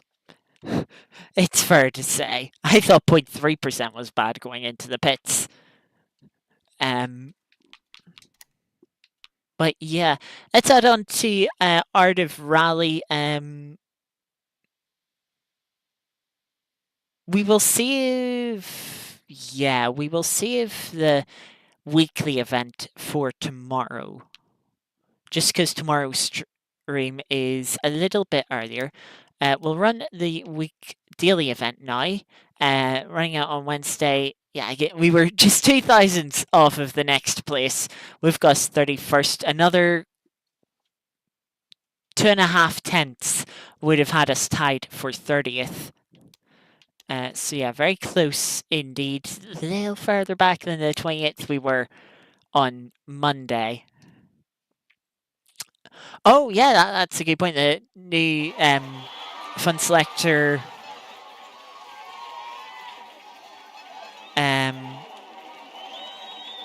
sort of SnowRunner like game, that does look interesting. I forgot to see what class this is, but I think it's Group A or S. But yeah, that does look interesting. Again, like same with SnowRunner. I don't think it's really going to be a game that interests me, but maybe I'll get it. We'll see.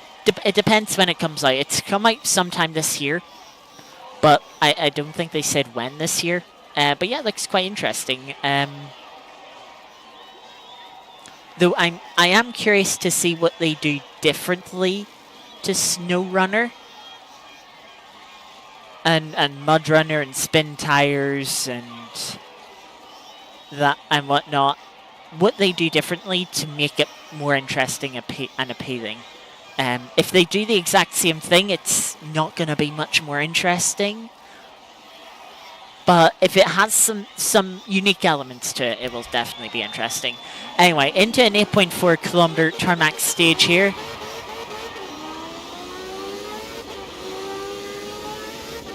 At Germany.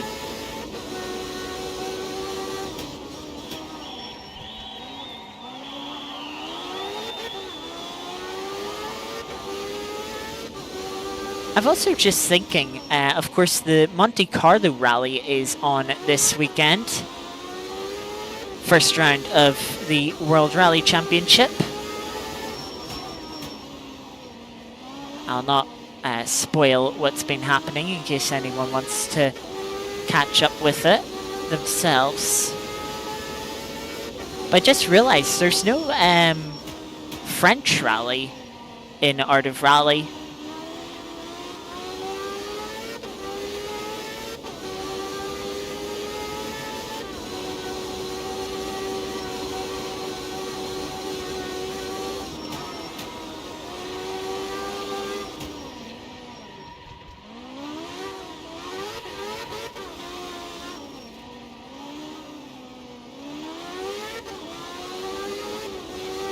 And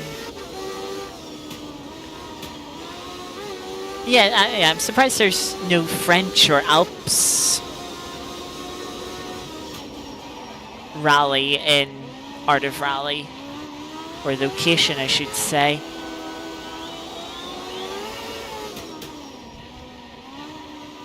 I mean, maybe that could be a DLC, though given that they're going to work on the new SnowRunner-like game, I don't think there will be another DLC for this game.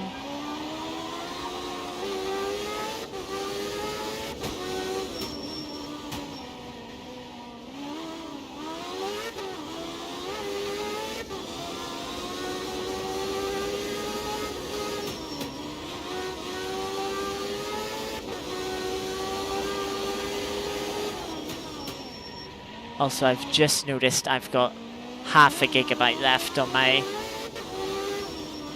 recording SSD.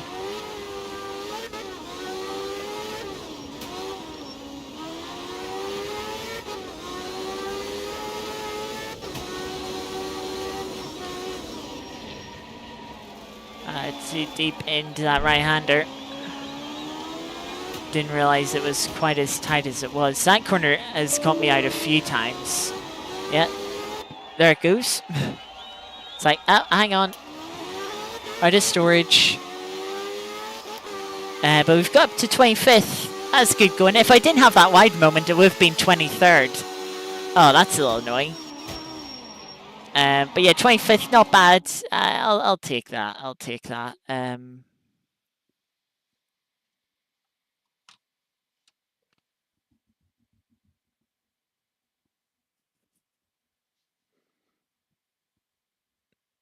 But yeah, the disk space. I know. You didn't need to tell me that.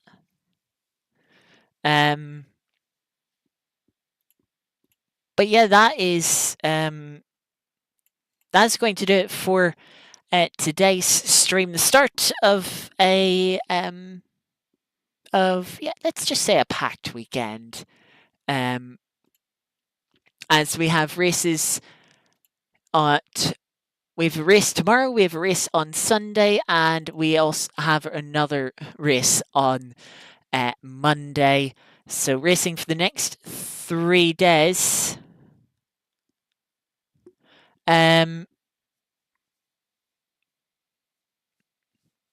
Tomorrow we have the start of our 2007 inspired, let's say, F1 season on Assetto Corsa. And that will be starting at about 6 p.m. UK time. So yeah, as I mentioned, starting a little bit earlier.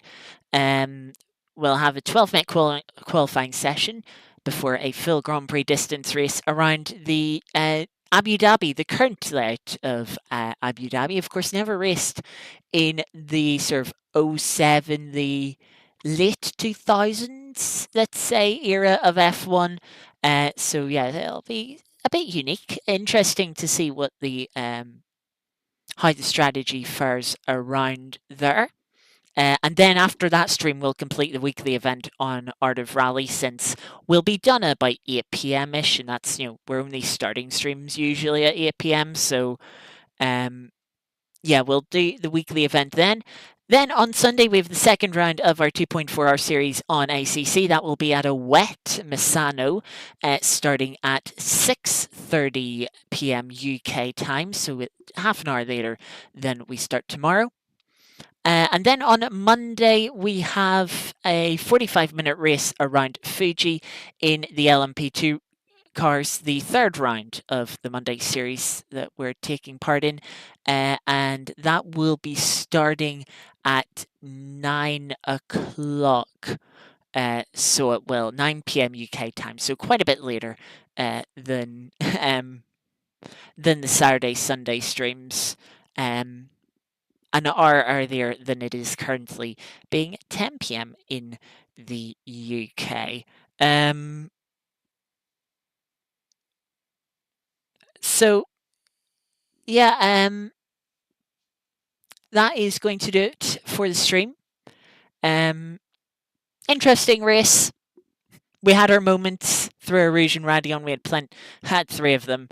It didn't hold us back too much initially, but for the first 2, but the final one did kind of put an end to our battle. But yeah, was still an interesting race. Probably not use the Ferrari again when we come back to Spa. Might not use the Ferrari on LMU again if it's going to be like that. Just going to be honest. But yeah, that, as I say, we'll do it. Looking forward to the races this weekend. I think Abu Dhabi will be quite fun in the F1 cars tomorrow. I mean, the sort of the pilot race at Silverstone last year was interesting and good fun. So hopefully Abu Dhabi will be just as good tomorrow. The 2.4 hours of Misano, I'm not a big fan of Misano, so I'm not looking forward to that one as much, but hopefully it will be a bit cleaner than the Nürburgring was last week. It'll obviously help us not running straight from an LMU race into ACC. I think that could help us qualify a little bit better. And I usually do a little better in the rain on ACC than I do in the dry. I think others struggle to adapt to it as much as I do.